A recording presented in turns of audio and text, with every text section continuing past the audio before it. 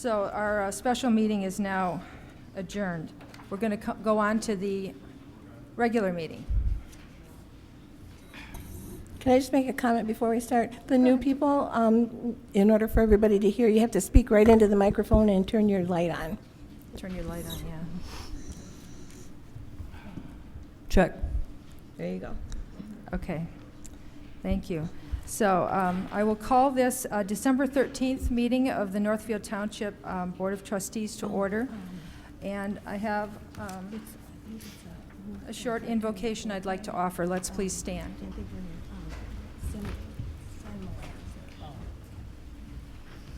Dear God, thank you for this opportunity to serve our community. Please guide our decisions and give us wisdom to help unify us as a community. Help us always to be respectful of our fellow citizens and good stewards of the resources to which we are entrusted. Amen. Amen. And now we'll have the Pledge of Allegiance. I pledge allegiance to the flag of the United States of America and to the republic for which it stands, one nation, under God, indivisible, with liberty and justice for all.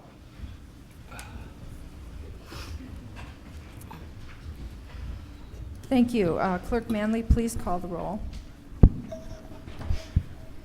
Bellinger. Here. Zelenak. Here. Shockley. Here. Manley. Here. Otto. Here. Chick. Here.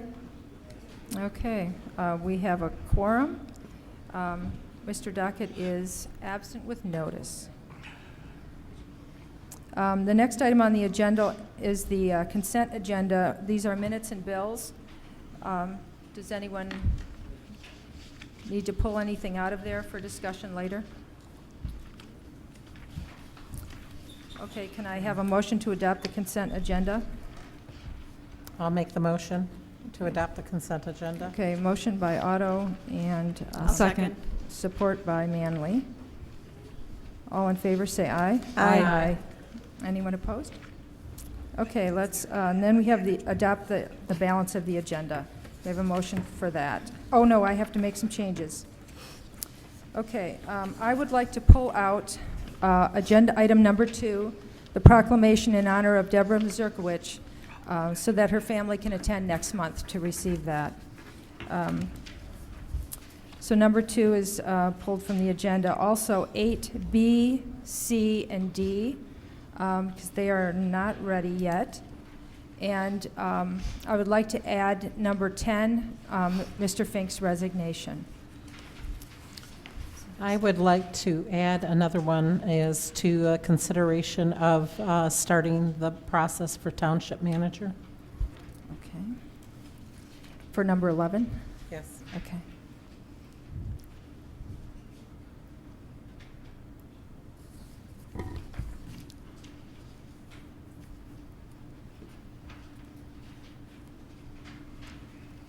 Can you repeat what you're pulling from in item 8, please? Item 8, we're pulling B, C, and D.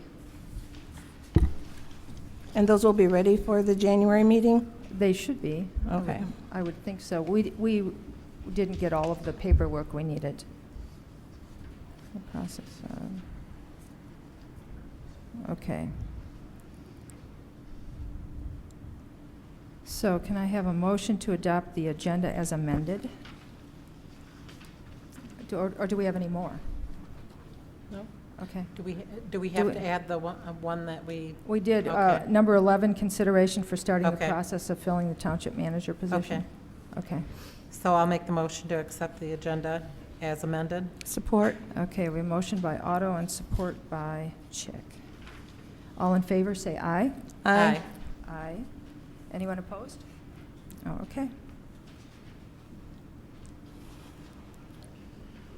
Okay, now we have an opportunity for call to the public. Would anyone like to come up and speak? Please state your name, your address, and try to keep it to 3 minutes. But we'd love to hear what you have to say. Thank you all for having so many of you come tonight to this meeting. Come on up. Turn on the microphone.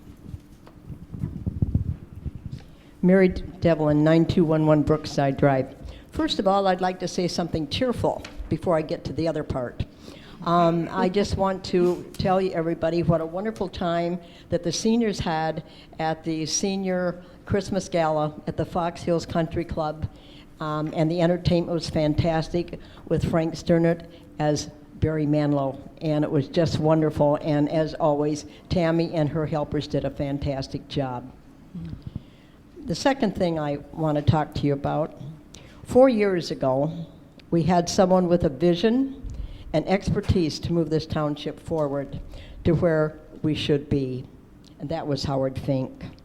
He has worked above and beyond what was expected of him, not only putting in extra long hours, but continually looking out for the best interests of this township as a priority. I'm not only saddened about his departure, but I'm very angry at the residents and others that have done nothing but find fault and complained about projects that have been completed or nearly completed, as well as other positive and much needed improvements. He's also saved this township a lot of money, but most don't care about that either. To this board, I have this to say. If there are any of you sitting on this board who think you don't need a township manager, please think again.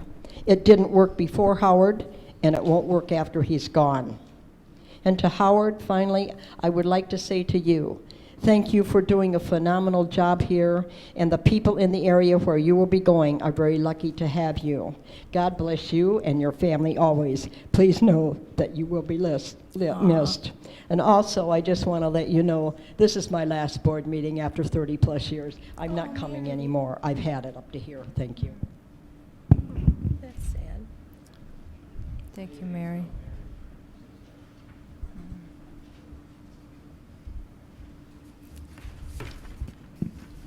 Sam Iaquinto, 9876 Main Street, Whitmore Lake. Is it turned on, Mr. Iaquinto? Yes, ma'am. Okay, thank you. I'd like to say welcome to the new board members and to the re-elected board members. Thank you for giving of your time to serve Northfield Township. It is very well appreciated by myself as an individual that has been there. Pardon, sir? Speak out. Okay. The township manager's position was created for all the residents of Northfield Township. This position is a nonpartisan, non-biased agent of the board, serving out the will of the board, which I believe Howard Fink has done an exemplary service to all the residents of Northfield Township. As the present township manager, and I am very sad that he will no longer serve Northfield Township after January 5th, 2017.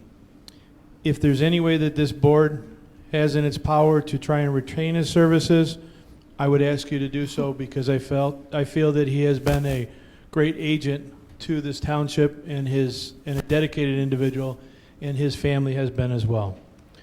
This position was thought of by the board in 2012 due to the following: a treasurer that was absent from the position for 3 years, collecting full pay and benefits, a clerk completing half of their statutory duties, and as a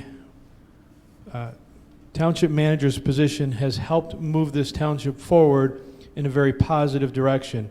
So I would truly ask this board to do everything in their power to retain the township manager position to serve all of Northfield Township. Merry Christmas and Happy New Year to all. Thank you. Thank you. Thank you, Sam. Thank you, sir.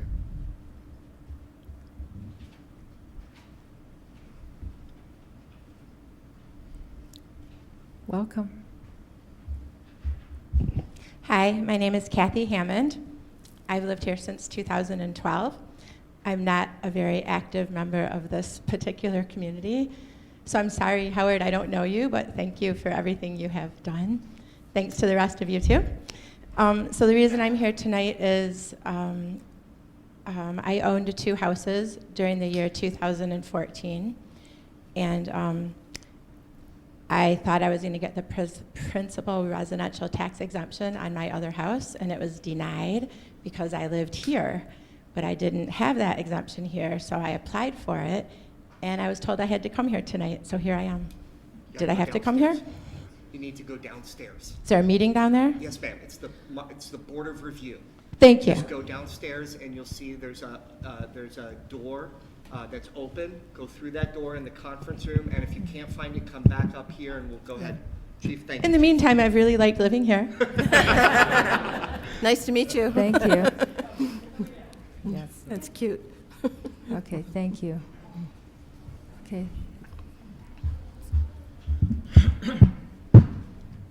Good evening. Good Ken evening. Dignan, 9210 Hillcrest. Ooh, it's weird being at the podium. The reason I'm here tonight, I'm here as the president of the Whitmore Lake Board of Education. And I come to you knowing that MDOT is here presenting as well. And we've been working with them tirelessly. One of the plans is to shut down Barker Road one way. And in doing so, what that does during the construction is it puts hundreds and hundreds of kids from the Whitmore Lake School District on the highway where they don't need to be, where the buses don't need to be. And we've tried to appeal to MDOT to allow for some sort of variance to allow us to bring buses through 15 minutes in the morning, maybe a little longer in the morning, 15 minutes at night, so that our buses don't have to go out on that highway. I mean, you know, we all know the US 23 stretch right there. I mean, that's accident haven. It happens like crazy. Then you put it in a construction zone, and then you're going to introduce buses into this mayhem. It's a bad mix. It shouldn't be happening.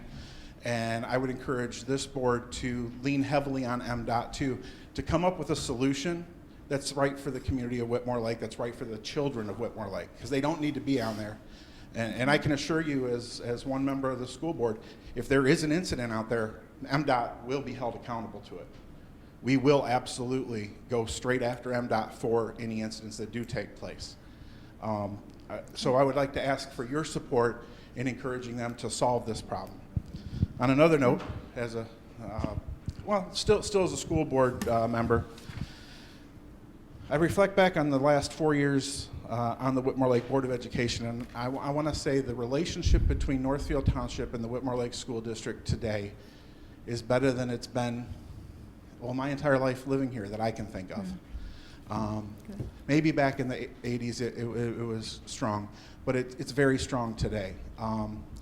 Part of that, a great deal of that, has to do with two people. One is our superintendent, Tom DeKaiser. The other person is Howard Fink.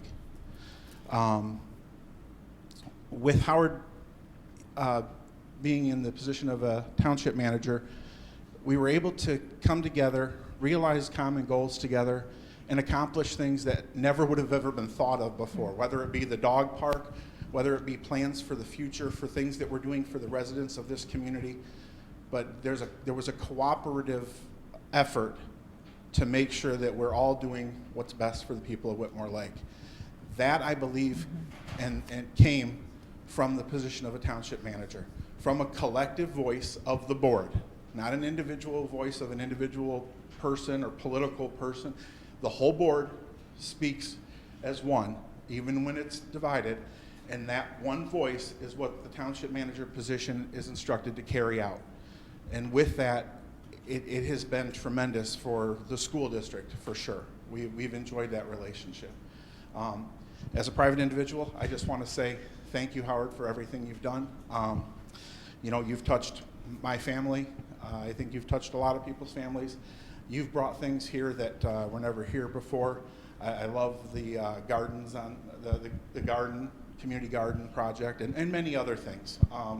You know, you need to be commended. Arvin Sango being here is a tremendous asset to this community, and I think we're set to be moving forward. Thank you.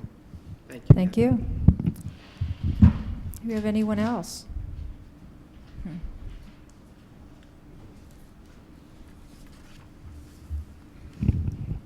George Brown, 7868 Shady Beach. I just wanted to say a few words. Howard Fink, I have a loss there, and I'll tell you, Howard did a lot for this community, and I appreciate what he's done for it and so on like that. I've seen some positive things done in our community, and he was well behind it. There isn't a time I couldn't felt I can go into his office, and whether we agreed or disagreed, I could speak to him, and the door was always open for me to be able to talk to him. A couple of things I want to thank him for is the Horseshoe Lake Corporation with the sewer project that they had. Money has been in there probably 20, 30 years, and he was here in no time before that money was sent out to all the residents of Horseshoe Lake that's been sitting there, and nothing was done. But he got it done less than a year's time. It was a big undertaking, so I do thank him for that there. The other thing is you just purchased that property down there. It's going to be good for the downtown area. I can see some thriving areas in the downtown area if it's handled right and you do the right things and so on like that. The other thing is our senior center, our other center, community center. We had a difference on it, but I have to kind of bend to him a little bit on that now. First of all, his recommendation on the hiring of Tammy. What a good job he did in recommending her. She is just one outstanding person. You know, that used to be a 9 to 5 building, but no more. There's an hourly time I go by there. There isn't somebody in there using that, a taxpayer in there using that building because of Tammy. We're very fortunate to have a person like that. You know, even on Monday, Wednesday, and Friday, I can go in there and have a nice meal and everything else, so on like that. But she does keep it open. The building's open to the taxpayer of this community. As I said, it was a 9 to 5 building. A lot of times you go by it and it was never open, but not with Tammy. She's going to keep it open as much as she can for the taxpayers of this community. And I thank her, and I thank Howard for the recommendation of her. But I wish Howard the best in his new job. We're going to miss him and everything else. But again, I thank you for, you know, stepping up, serving on the board, and your election. I congratulate you on your election, and may you have a good year. And one last thing, the Kiwanis is selling Christmas trees, and we only got 4 left. So it'll be open till we sell those 4. So, Okay. Merry Christmas. Merry Christmas. Merry Christmas. Thank you, George. Thank you.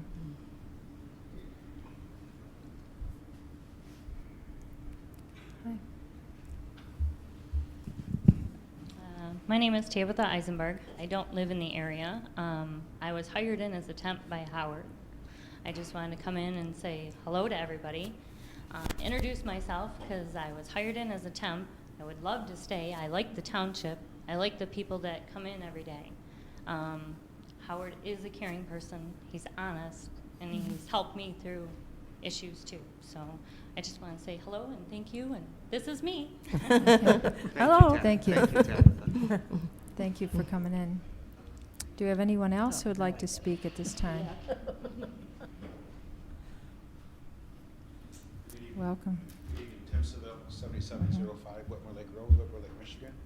First of all, I'd like to welcome the new board, and hopefully we all will pull in the same direction and not so much splinter our community. Second of all, I've talked to MDOT several times about getting a sign over at 6 Mile and Whitmer Lake Road. Because currently, the county has a yellow sign there that just points so you can go eastbound on 6 Mile Road. I've talked to them this evening again. Okay. And I guess they said that they will drop a sign off to the, Yeah.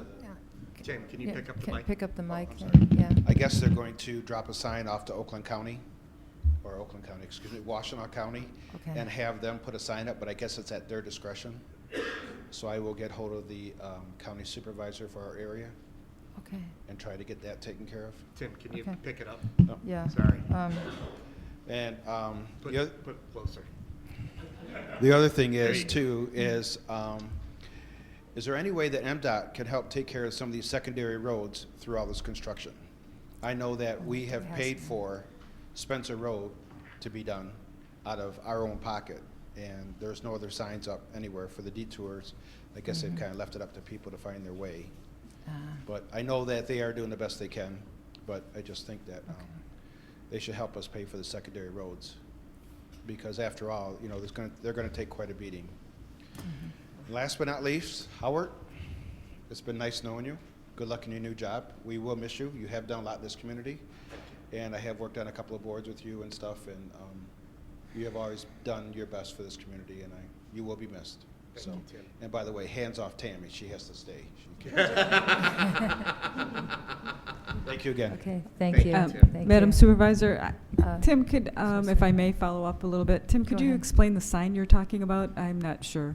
Currently at 6 Mile and Whitmore Lake Road, there's a yellow sign that just has an arrow that points east. I have a Okay. picture of it if you want to see it. Sure, actually. I mean, I yeah. live on 6 Mile and I can't Yeah. picture it, so I must be just driving by that sign. Yeah. Oh, on the other side on his side.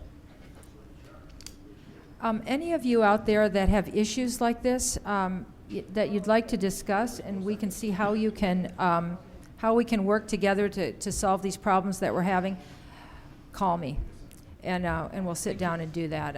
I really want this to be a responsive administration. So, you know, when you have these issues, feel free to come up and tell us about them. But let's make an appointment and let's actually talk and get some action and with these problems that you have out there. Okay, come on up. Anybody else? Okay. I apologize. There's one more thing I meant to bring up about our community center.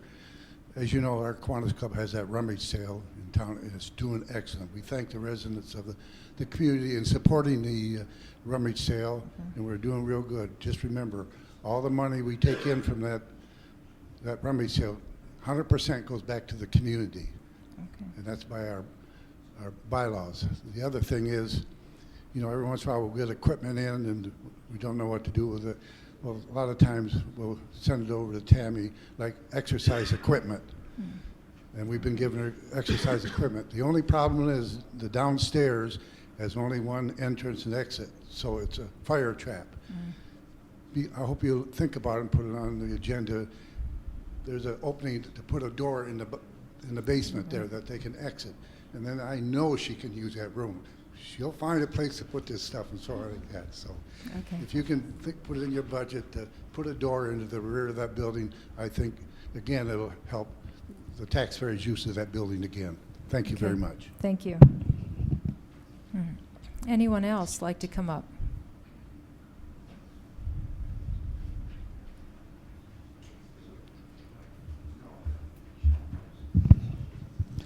Hello, everyone. It's great to see your smiling faces, the new faces, and the returning faces. Welcome and congratulations on your campaign victories. What's great is that right away you can start making good on your campaign promise to be fiscally responsible, which I believe all of you made. Mr. Fink, our township manager, has resigned and he's leaving Northfield Township for greener pastures. Everyone has an opinion of why he's leaving, and I'm sure he'll give us his version later this evening. What his departure does mean is a savings of at least $100,000 in salary and benefits. And now seems to be a perfect time for this board to do an assessment on whether our 4-year experiment of having a manager was worth it, whether it was fiscally responsible. Mr. Fink's job was not an easy one, and I'm sure he did the best he could, implementing measures and pushing hard for an agenda he believed matched up with what the board wanted. I don't want to take away from anything that any of the other people have paid compliments for Mr. Fink here, because I think they're all from the heart and probably true for them. As a rural resident, I didn't feel I got the same amount of support. Be that as it may, what I do know is that this township spent more than $600,000 on a township manager, staff, and support over the last 4 years. In addition, there were decisions made by the previous board upon recommendations from Mr. Fink that cost this community another $450,000 in losses on sales of bonds and on interest. Together, that's more than $1 million that I would place squarely at the doorstep of the township manager. That's just my opinion. So my conclusion is that having a township manager can be very, very costly. Here's one fact I'd like you to consider when you talk about Trustee Otto's recommendation for finding another manager. Only 1 in 25 or fewer communities, townships in Michigan, have a township manager. And the reasons are simple. They're usually unnecessary and they're very expensive. I would suggest that what our township government really needs is a competent supervisor, a friendly clerk, a frugal treasurer, smart deputies, and a great staff, as well as trustees that do their job. Hopefully, you are those people, and you will step up and meet this challenge. We've lived in this community for decades without a township manager. I urge you to reach out to your constituents, to our neighboring community leaders, and to the Michigan Township Association for guidance and information that might help you with this challenge. There are creative alternatives that might even be better than a manager. Mr. Fink's last day is January 5th, which doesn't give this board enough time to either replace him or find an easy alternative.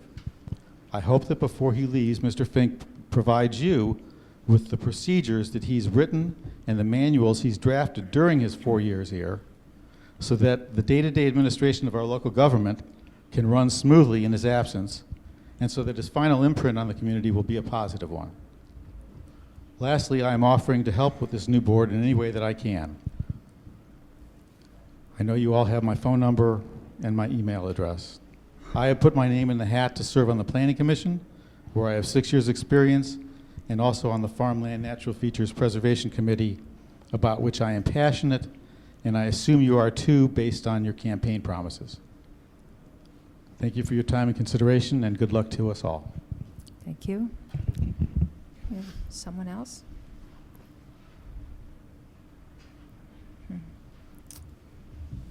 Welcome. Hello. Hi. It's nice to see you all. I had some of your signs in my front yard along with my Hillary sign. But we like to be bipartisan, you know, if we can. Okay. And I just wanted to say... What's your name and I address? beg your pardon. Julia Henshaw, 4681 6 Mile Road. I just wanted to say I was so surprised and happy to discover that there is now something called the Whitmore Lake Preserve, which is a Washtenaw County preserve with 200 or so acres. It's huge. It's wonderful. I've been walking there several times. I hope to go cross-country skiing there as soon as, you know, I feel a little bit stronger, perhaps, in my skiing. And also the Northfield Woods Preserve down there by 23. And, of course, the new park in town. So I think these are all great things. I have been here before and said I'm a tree hugger. I'm still a tree hugger. I love the natural areas. I love the farms. I love the views. I love all of that. I live in the far corner of the township where it's very rural and lots of nice, big, beautiful vistas. And I'm really, really happy to see that you all are interested in preserving that kind of thing, and also that we now have these really nice new parks, which to me were a surprise. I don't know why. Maybe I just wasn't paying attention. I guess it's all Washtenaw County stuff. Well, not the one downtown, of course. So anyway, I hope this will keep going. And congratulations to you all. I hope we can all work together to keep the township, you know, strong and interesting in many ways. Thank you. Thank you. Thank you.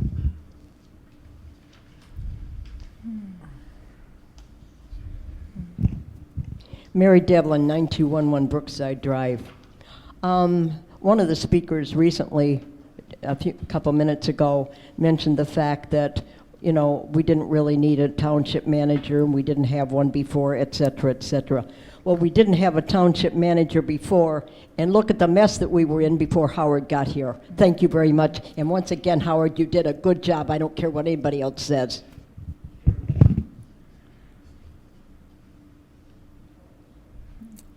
Anyone else?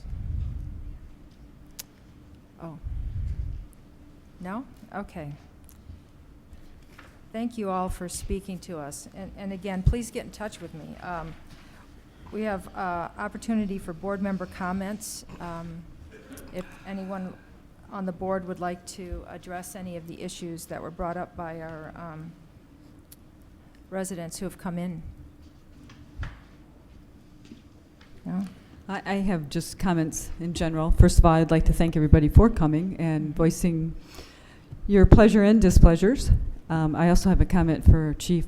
You got it nice and warm now, so you might be able. I appreciate that. Even I'm warm. Okay. And I just want to let people know taxes did go out. The goal is always to send out taxes the day that you can make your first payment, which for the winter taxes is December 1st. We actually mailed them on December 1st. They didn't probably get to people until a little bit after that, but they are, again, available at the township when they're due. from the statute is they have to be mailed by December 31st, so we have met that statute. We will be working on procedures going forward so that when there's change in personnel, which everybody knows that Dawn is new, as well as myself, that these processes will continue without any interruption. I do want to thank everybody that helped Dawn. Rick Yeager was a big help. Ton Monchek, I hope I got that right, and the county also helped.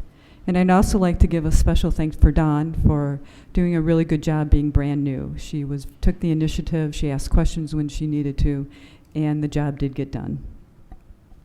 Dawn and I also attended the Michigan Township Association class on being treasurers and deputy treasurers, and that was very useful, and I've learned a lot, such as your taxes have to be out by December 31st.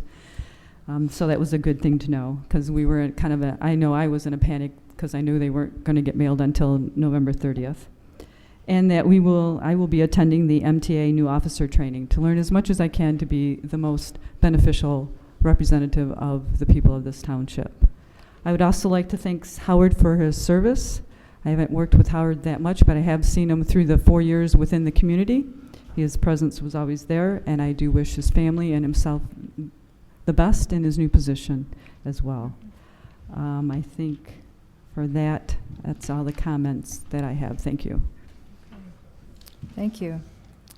I would like to mention in response to the comments that came in here, Mr. Dignan, I would like to sit down with you and talk about Barker Road. That's definitely an issue.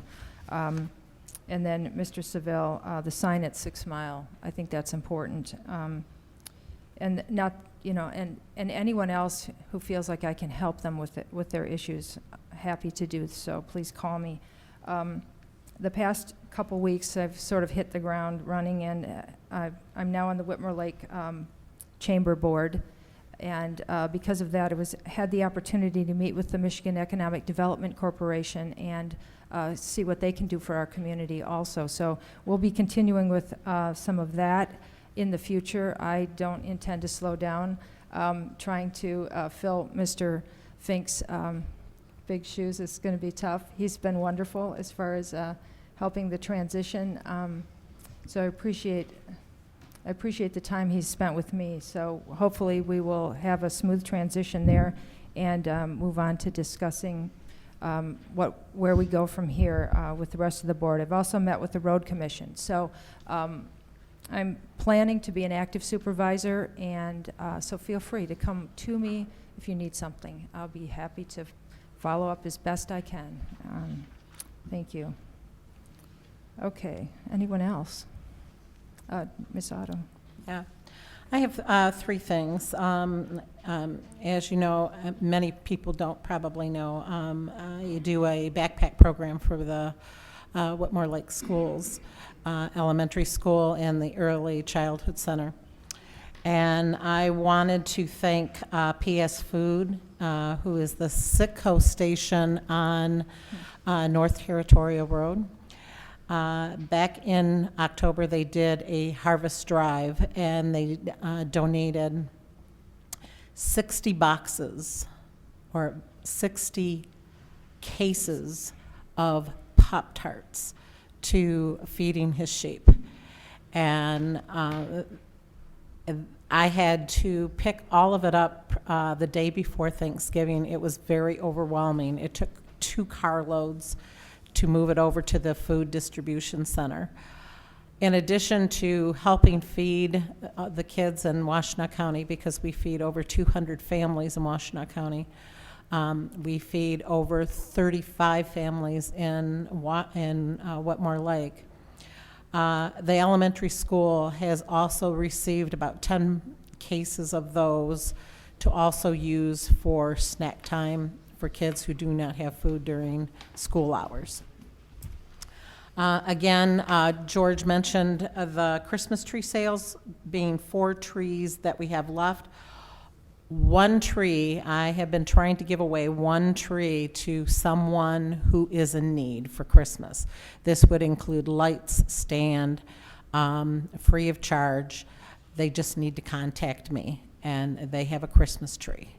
So now we're down to 3, and I don't want to work tomorrow night. So please pick up your Christmas trees. And the last thing is Howard. Howard, thank you very much for all your work.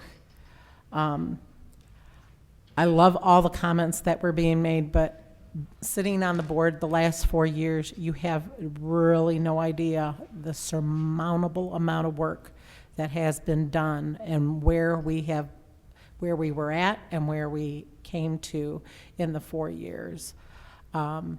Janet can attest to it. There was a lot to be done. And while I know that there is a lot of people on this board that are probably very well qualified. And it was spoken about fiscal responsibility. Based on the adjustments that they made in the previous board prior to us, we actually saved the township $20,000 a year by having Howard here. $20,580 exactly per year by having Howard here. That's including benefits and everything. So we not only have our supervisor, treasurer, and clerk, but we also had a full-time township manager, and we saved the township money. So if we were asked why we aren't being fiscally responsible, we were. Plus, we got a lot done for what we paid for. So those are my comments. Thank you. Ms. Chick? I'm going to save my comments about Howard to the end or when we get to that discussion, but I did want to also tell the public, too, that you can contact any one of the trustees or any one of the other clerk or treasurer or supervisor if you have any issues. I personally got a phone call recently. In fact, Tana had spoken to the same person lately as well. So, yeah, please feel free. Any one of us are responsive. Our phone numbers are available, our addresses are available, and we want to take care of any needs that you have and point you in the right direction if we can't help you. So, thank you. Okay, anybody else? Ms. Bellinger. I just want to thank the people for coming out tonight. It's a great turnout. It's wonderful to see participation, and thank you for the comments and being engaged. And I also want to wish Howard absolutely the best for him and his family in his new endeavors. I hear a lot of good things about what has happened, and thank you, and I wish you the best. Thank you, Todd. Okay. Thank you, Jackie. Okay, we shall move on to correspondence and announcements. I don't have anything specific. Does anyone else have correspondence they'd like to share? Group? No? Okay. And reports and updates. Department heads' reports. Does anyone have any comments, questions about any of the department head reports? We have a lot of paper here that we have all, I'm sure, read through.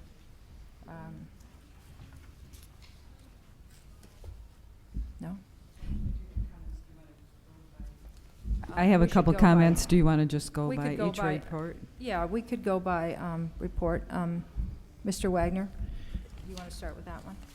All right, let's start with the fire Okay. department, Okay. unless somebody wants to start with the police department. Either way, I have action items for both. Okay, go ahead. So just on the fire department one, on the first page on your communication, if you could just, on number 5, I know that MDOT is going to do a presentation as well, but if you could just explain that a little bit about the flex routes and like the turnarounds, or not having them for emergency vehicles, just for general information. So as part of this project, MDOT is eliminating all of the authorized vehicle crossovers in the project area. And because of that, that will require us, when we're trying to get to northbound 23 south of Territorial, we'll have to travel all the way south to the West Triple Decker or M14 and cross over there to come all the way back. And Ann Arbor Township will have the same problem getting to southbound 23 south of Joy, which is their area. And actually during the project, they're going to have to travel northbound all the way to 6 Mile because of the one-way areas to get to 23 South and south of Joy. So because of that, I've gotten together with the Ann Arbor Township Fire Chief, and we are currently running what we call a automatic mutual aid, where if there's a call anywhere between M14 and Territorial, both departments respond. So that, and part of that is because probably about half the time we get the wrong direction through cell phones. When people see that, they're not sure either what direction they're traveling in or what direction the accident is or the incident is occurring. So currently we're sending a rescue from this station, and then Ann Arbor Township is sending a rescue from their station 1 and an engine from their station 2. Just to get there as quickly as possible. Did I answer the question? Yep, you did. I Okay. just wanted some clarification, because you and I had talked at the MDOT presentation, and I Right. was aware of that. I wasn't sure other residents were aware of that as Right. well. And so is this going to be ongoing for? That'll be permanent once Permanent. I know Ann Arbor Township has talked to MDOT about trying to get some sort of emergency exits at Joy Road and or at the rest area. I'm not sure where that's at, but I know that discussion is being had. Okay. Well, hopefully we'll get some resolution of that. Go ahead, Ms. Chick. I was going to make a motion for the new hire staffing. Do you need 3 separate motions or all in one motion? Probably separate motions for each of the hirings and separate motions for each of the promotions. Okay. So I'll make a motion to approve the hiring of Jordan Burns as a paid on-call firefighter for Northfield Township. I second. Okay, I haven't had, it's not on our agenda. Mr. Fink, is this? It's part of the It's part of the report. and Yeah, That's how it's normally done? Okay. It can go either way, Madam Okay. Chair. Typically, it's culture here. Okay. When there are items on various department head reports, they'll oftentimes just have action items relative to their report. Okay. I wasn't aware of that. Yeah. If you'd like that different in the future, I can make any action items as an agenda item. I think If- that would be helpful. Okay. Instead of looking through these, does any other department do that sort of thing?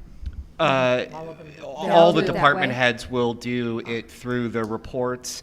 There are Okay. times that we will pull out an issue and put it on the agenda relative to sort of more significant discussion issues that have already been present in front of the board previously. Okay. When I first got here, that was one of the things that I asked the question of as well, and it was just one of those things where it had been done that way previously and there wasn't any harm in it. But I Okay. totally understand the desire to have those items on the agenda. Okay. It would be clearer to me anyway. Thank Sure. you. Thank you. Okay, so is this an appropriate time to, well, we're It right would in be the- an appropriate to time go to ahead and take make action. that motion? Yes, Okay. it just in terms of the way we have done it in the past. Okay, go ahead, Ms. Chick. So I motioned and, I'll second. okay. So we have a motion by Ms. Chick and support by Ms. Trustee Otto would you state the whole motion, Ms. Chick? She wants to repeat. Oh, sorry, I didn't hear. Okay, I'm making a motion to approve the hiring of Jordan Burns as a paid on-call firefighter with the Northfield Township Fire Department. Okay. Can we add the hire of Jacob? We were doing them separately. Oh, we're doing them separately? Okay. We go can ahead do then. them all together as long as they're 1 day apart. So for seniority purposes in the okay. contract, so that so Jordan Burns is effective tomorrow. Jacob Deno would be effective Thursday, the 15th. And then the Blake Versham. 12/16. Okay. Okay. So, all right, then I will make a, let me repeat the whole motion. Please. Okay. I make a motion to approve the hiring of Jordan Burns as a paid on-call firefighter with the Northfield Township Fire Department effective December 14th. I'm also making a motion to request the to approve the hiring of Jacob Dentel as a firefighter trainee effective 12/15. Lastly, I make a motion to hire Blake Versham as a firefighter intern cadet effective on December 16th. Okay. I still support. Okay. Okay, so now we have a clarified motion. Okay, let's have a roll call vote on that. Bellinger, Approve. Zelenak, Yes. Shockley, Yes. Manley, yes. Otto, Yes. Chick. Yes. Okay, thank you. All right. Okay, I will do the motions on the Promotions. the lieutenant promotions. So I'll make the motion for promotions for firefighter lieutenant, for firefighter Charles Smith to be promoted to lieutenant on December 14th, for firefighter Scott Coughlin promoted to lieutenant on December 15th, and firefighter John Bear promoted to lieutenant on December 16th. Okay, we have a motion by Ms. Otto, support by Chick. Okay, roll call vote, please. Bellinger, Yes. Zelenak, Yes. Shockley, Yes. Manley, yes. Otto, Yes. Chick. Yes. Okay, that passes. They both pass. So Bill, on the last one, the new fire 8. truck, is there anything that needs to be done on that, or are you just giving us No, information? just kind of keeping you updated, and actually, I'm hoping that I have found a solution to the problem there of the budget. So more at the next board meeting on that. Okay. Great, thank you. Chief, I have a question. What was the original price or for the fire truck? 525 is where we're at right now with the bid that I have. 525? What was approved was 450 by Okay. the previous board. But, I mean, we haven't approved that. It's got to come back to the board for the purchase, but that's where we're at right now. Okay. So, I'm sorry. I have a I'm sorry. Go ahead, Ms. Chick. Okay. Regarding the grants, we presently have AEDs and CPR machines, right? We do, but they are getting old and they're not serviceable anymore. Oh, The- okay.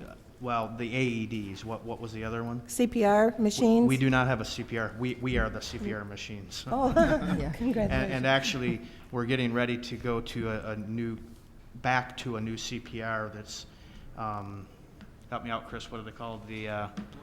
The rescue pump, where we actually, instead of doing CPR like people normally see, we actually put a plunger on the chest. Oh, wow, And okay. you push down and pull up, and that gives you on your retraction, it gives you a negative pressure, which allows oxygen to get into the heart, bring oxygen back into the heart.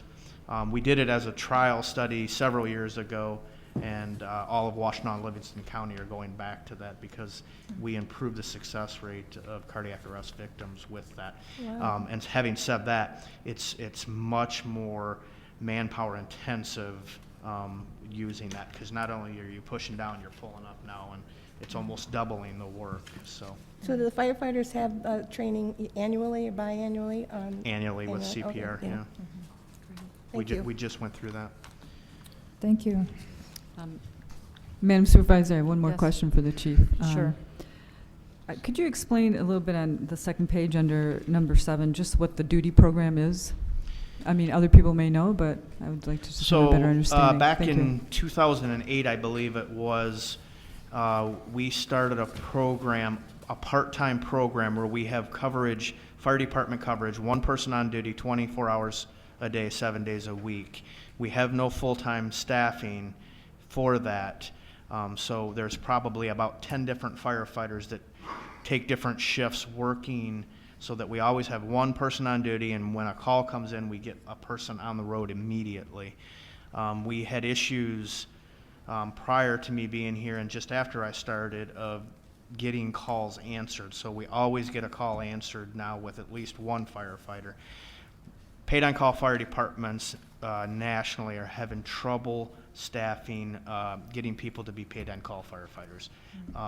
It's a challenge, not just here, it's a challenge everywhere.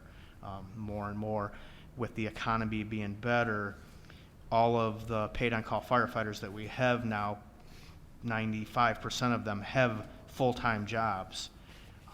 And we don't have a lot to offer here as a paid on call firefighter other than, you know, doing something for your community to give back and, you know, and then giving them a slight payment every time they come to a call. and at 3 or 4 o'clock in the morning, it makes it difficult for a firefighter to get out of bed and come to a call when they know they have to get up and go to work at 7 o'clock in the morning. So again, we're not the only ones struggling, and when the economy was bad, I had no problem getting these shifts filled, but now that the economy is doing better, it's harder and harder to fill this part-time program that we have. So when I talk about having issues with staffing in the fire department, that's what I'm talking about. Okay. And could you answer kind of what's the payment range for an on-call firefighter? So a brand-new probationary paid-on-call firefighter gets $9 an hour. After 6 months or so, they go up to $12 an hour. Once they're fully trained, they get $19.75 an hour for a paid-on-call firefighter. Okay. Thank you. You're welcome. Okay. Is there any other questions on fire? And then I have one action item on the police side. Okay, go ahead.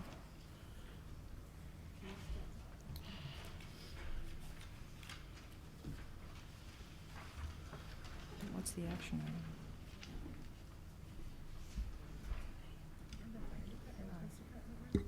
Yeah, we haven't done the police department. It's in the report from Sergeant Smith. It's the hiring of a part-time police officer, Michael Buxton. Okay. I was, Oh, I didn't get it. Okay. Okay, I didn't get it. Okay. Okay. thank you. Does everybody have it? It's loose. I'm looking at it. Okay. I would like to make a motion to approve the hiring of Michael Buxton as part-time police officer. And We can make that tomorrow. effective tomorrow, Wednesday, the 14th. Yep. Okay. So we have a motion by Ms. Chick. Do we have a support? I'll support that. Motion by Ms. Chick, support by Chalkley. We can have a roll call vote, please. All right. Bellinger, Approve? Zelenak, Yes. Shockley, Yes. Manley, yes. Otto, Yes. Chick. Yes. Okay, that passes. Okay. Does anyone have any questions, further questions of Chief Wagner about the police report? Yeah, I do, Madam Chair, Okay, go ahead. or Madam Supervisor. Just on the overtime in November, it's just, So a couple reasons for the comparison of overtime increase from last year, and after we talked about that, is the administrative leave issue that we have with one staff member. We also have a staff member on family medical leave due to a new birth of a child. And I'm trying to remember what the third thing was. I think that was it. Oh, was that it? It was Okay, I was two. thinking there was 3 things. Okay. Thank you. Mm-hmm. Thank you. Any other questions? No, okay, thank you, Chief Wagner. Next, department, does anyone have any questions of Ms. Averill for the community center? I don't have any questions, but you're doing an amazing job. Thank you for all the statistics, because you really see a huge difference in the participation over there. So I know you're working constantly. Oh, good. And I would like to second that, too. We're great to have you on staff. You do a great job. And I would like to look at that door in the basement, so we'll see what we can, yeah? Thank you. Okay, our Tim Hardesty, wastewater treatment. Are there any questions of the board for Mr. Hardesty? I just had a question on that. Was just, I kind of talked to Tim just a little bit about finish marking the entire sewer line along the expressway for the second time for the US 23 highway construction. So my question was, second time, how many times do you mark it? It just, sometimes they get blown over, the markers that we put in there get blown over or get knocked out by construction, but it's also in our interest to keep up with the project and make sure so that they don't hit our sewer line. It runs all the way from North Territorial down to 8 Mile Road, so it's it's in our best interest to keep an eye on it also. Okay. Thank you. Okay. I think that's it for department heads, correct? Pardon? What are you talking about? Oh, manager report, yeah.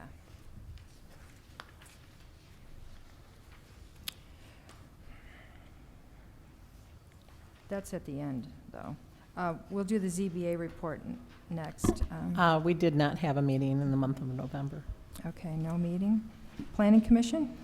Planning Commission met on December 7th. We held public hearings for the 4 items on our agenda tonight, taking comments and making changes and accordingly, and recommending all 4 to the board for approval. We will not meet again until January.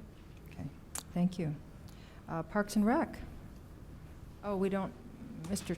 Thomas, would you have a report for him, Mr. Fink? Yeah, I can give a Parks and Rec report. Okay. Right now, the main issue that is outstanding is relative to the Riverwalk, which is a collaboration between the township and the Whitmore Lake Community School Corporation, the board, Mr. DeKaiser. We are in conceptual agreement. Mr. DeKaiser and I walk that, and so I see no reason that an agreement, a lease agreement, isn't forthcoming. We're in conceptual agreement. Mr. Dignan, the school board, are in support of that. Parks and Rec is in support of that. The goal and the vision is to create a pathway along the creek, which is the Horseshoe Lake Drain Creek, along the school property, and eventually connect that pathway to Barker Road. The portion that we're working on right now is a portion that we can tackle. It's a small budget, high impact project. And that's really what I and the Parks and Rec board has done over the last few years, is to really accomplish small budget, high impact projects. And this is yet another one that we hope to get some pathway connections. And I think with a little bit of cleanup and a little bit of work relative to some shrub trees getting cut down and so on and so forth, that area could look quite beautiful. I could envision even a little solar lighting along the path, some benches. So there already are some improvements in that area, and I'm really excited about the overall vision. And so that's really the next project that needs to be discussed for Parks and Rec. The other thing that Parks and Rec is really going to be working on moving forward is integration with the Downtown Planning Group relative to the vision and relative to the use of the Van Curler property. Because as we all know, a great deal of the Van Curler property is going to be a park. I mean, that's the primary reason why it was purchased. So that has to be an integrated discussion as well. So those are the two things that I can think of off the top of my head relative to Parks and Rec. I know that one of the things that Mr. Tracy Thomas has indicated is his strong desire, even as a resident, to continue to push forward with the preserve development behind Township Hall. And I do wish that the lady who was talking about the preserve was still here. This is something that has been in the on the drawing board for Northfield Township for quite some time. It's something that we continue to push forward. I had hoped to have it accomplished by now. Unfortunately, we're still working on it. But essentially what we're going to do is we're going to be sending out letters to all the properties that we still don't own, which is a very few, to create a contiguous parcel, which is probably about 40 acres, to create the next township preserve for Northfield Township. It'll be mostly a preserve park, mostly passive recreation. Obviously, in time, the board and Parks and Rec can discuss, what the vision is there. And Mr. Thomas has expressed an extreme desire to continue that as a resident to make sure that that project moves forward. I highly encourage the board to dedicate when it's time and ready to dedicate resources to that project. That is something that Jacob Rushlow in the audience knows a little bit about, because we actually had done some thought process and investigation. We were potentially going to apply for a Natural Resources Trust Fund grant. And we weren't able to pull the trigger for various reasons, but there will come a time when that Natural Resource Trust Fund grant application should be submitted and will be highly successful relative to the process of getting points. I'm sorry to be a little bit long-winded. This is my last meeting, and I want to give you as much information for you guys moving forward as possible. So I don't think I've missed anything relative to Parks and Rec, but if you have any questions, I'm happy to take them. No? Okay, I'm good. Anyone else? Okay. We have financial reports in our packet. I don't know that anyone has questions about those. Do you have a verbal report, Mr. Fink, about these?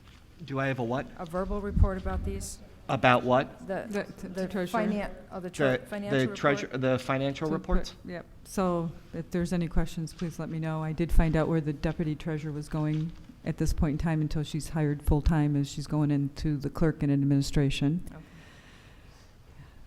Line item, so I'll talk to Rick to make sure that's appropriate. Okay. If you look at the reports, the calendarization, I think expenditures are good and everything, but our revenue collection really doesn't start to come in until we get our taxes, so Okay. it's a little skewed as far as down in revenue. Okay. I'm good with that. Anyone else? Yes, Okay. and if anybody has any questions at any time, please always give me a call. Okay. Thank you. Thank you. All right, the next would be the Township Manager's report. And we have a written report here.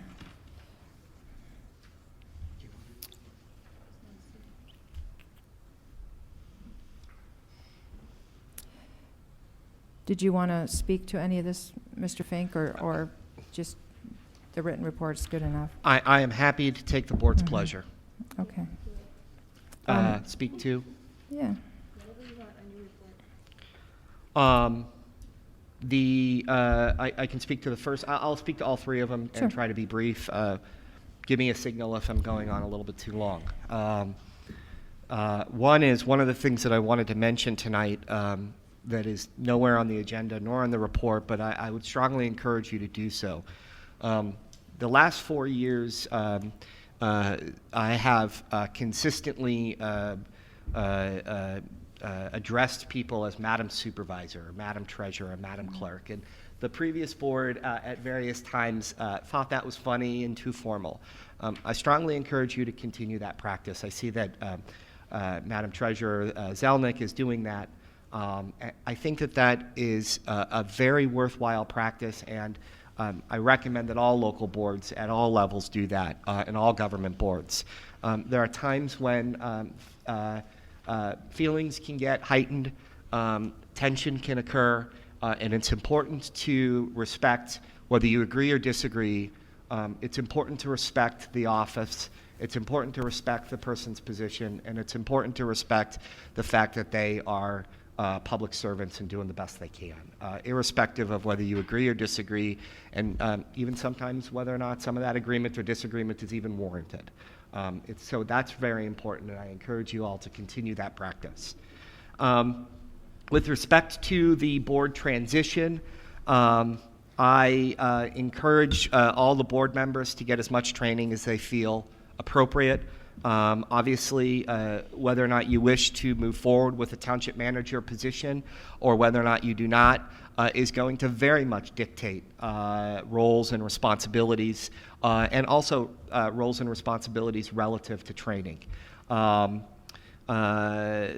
that's one thing that I would say. The other thing I would say is I encourage you to do a strategic retreat, a strategic planning session. I am happy to provide my services to you for that. I know that there has been conversation to have an independent person do that, and I don't say that there's not merit to that. One of the things that I would suggest to you is that while an independent person does have some merit, it's also problematic because they don't have a real sense of the issues, the previous history, the progress that's been made, and so it can be difficult for a completely independent person to really help guide that process. One thing I will say is if you guys do take me up on that offer, you can talk with the previous board. Those are times when I take a complete backseat and remain independent, and that it's your guys' time to decide what the goals and objectives and responsibilities are for the next administration. And my role there is just help to flush that out for you, rather than to provide an opinionated voice. So I encourage you guys to do that, and I encourage you to do it soon.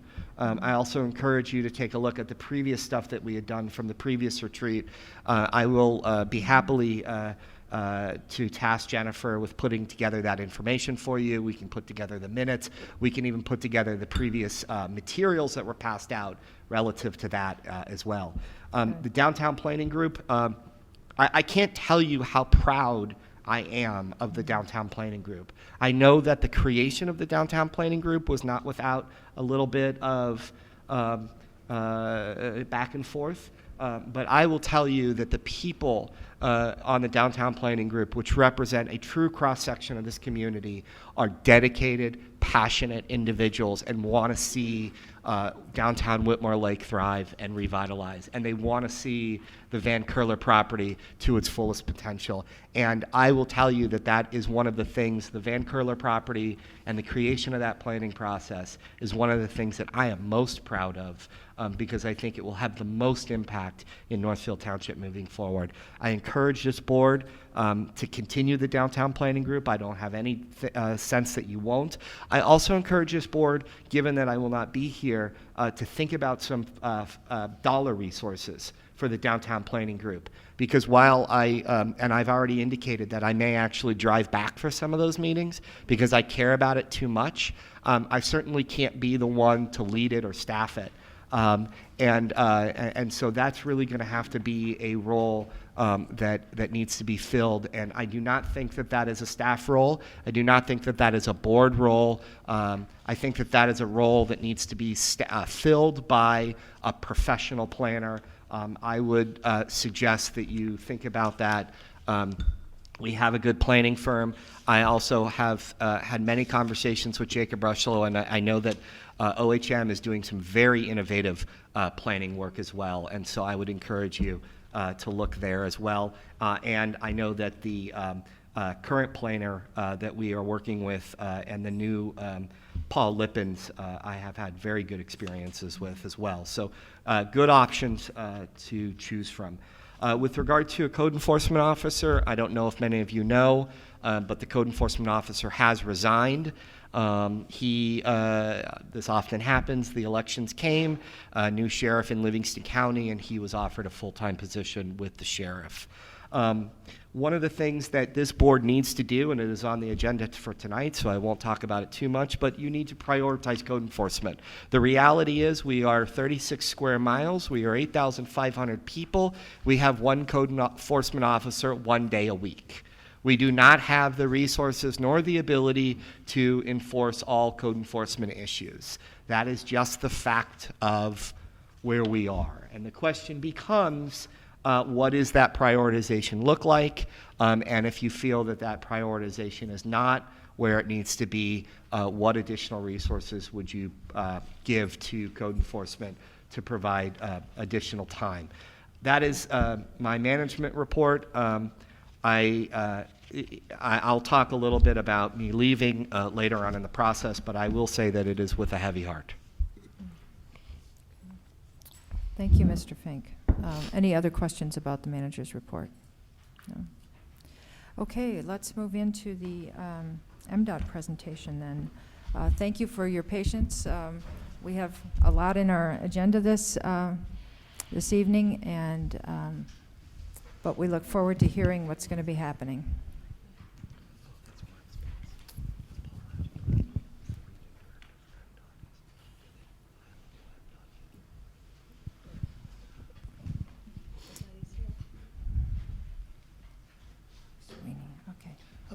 Good evening, and thank you. Oops, a little bit of ambidextrous. My name is Mark Sweeney. I am the MDOT Brighton TSC manager that oversees the operations in both Livingston and Washtenaw counties. With me are some of my team members. Our region engineer, Mr. Paul Adjaba. We have Andy Hodges, our region operations engineer.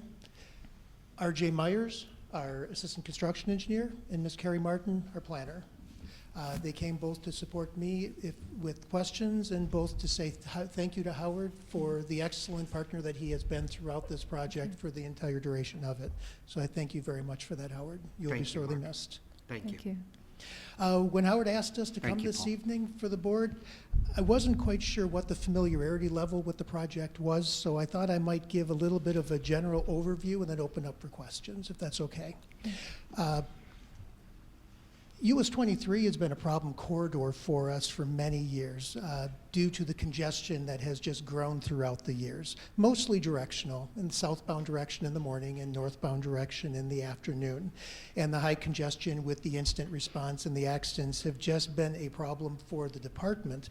And we have studied this for a very long time, and the desire to do something has always been there. But the resources to be able to implement those desires just has not. It wasn't until we became aware of a flex route concept that, though new to the state of Michigan, is not new to the country or to other parts of the world. Basically what it'll do is it'll allow us the opportunity to make use of the inside shoulder, the median shoulder, during high peak travel as a travel lane. The limits of our project for this flex route system is going to be from M14 up to the M36 interchange. We have a desire to take it all the way to 96. Again, we lack the resources at this time. M36 became a natural dividing point because for those familiar with the area, the median area all but disappears when you go through M36, and it's the concrete barrier wall between, which would mean that the interchange would have to be completely redesigned and reconstructed. So that would be the phase 2 portion of the project, taking it up to I-96.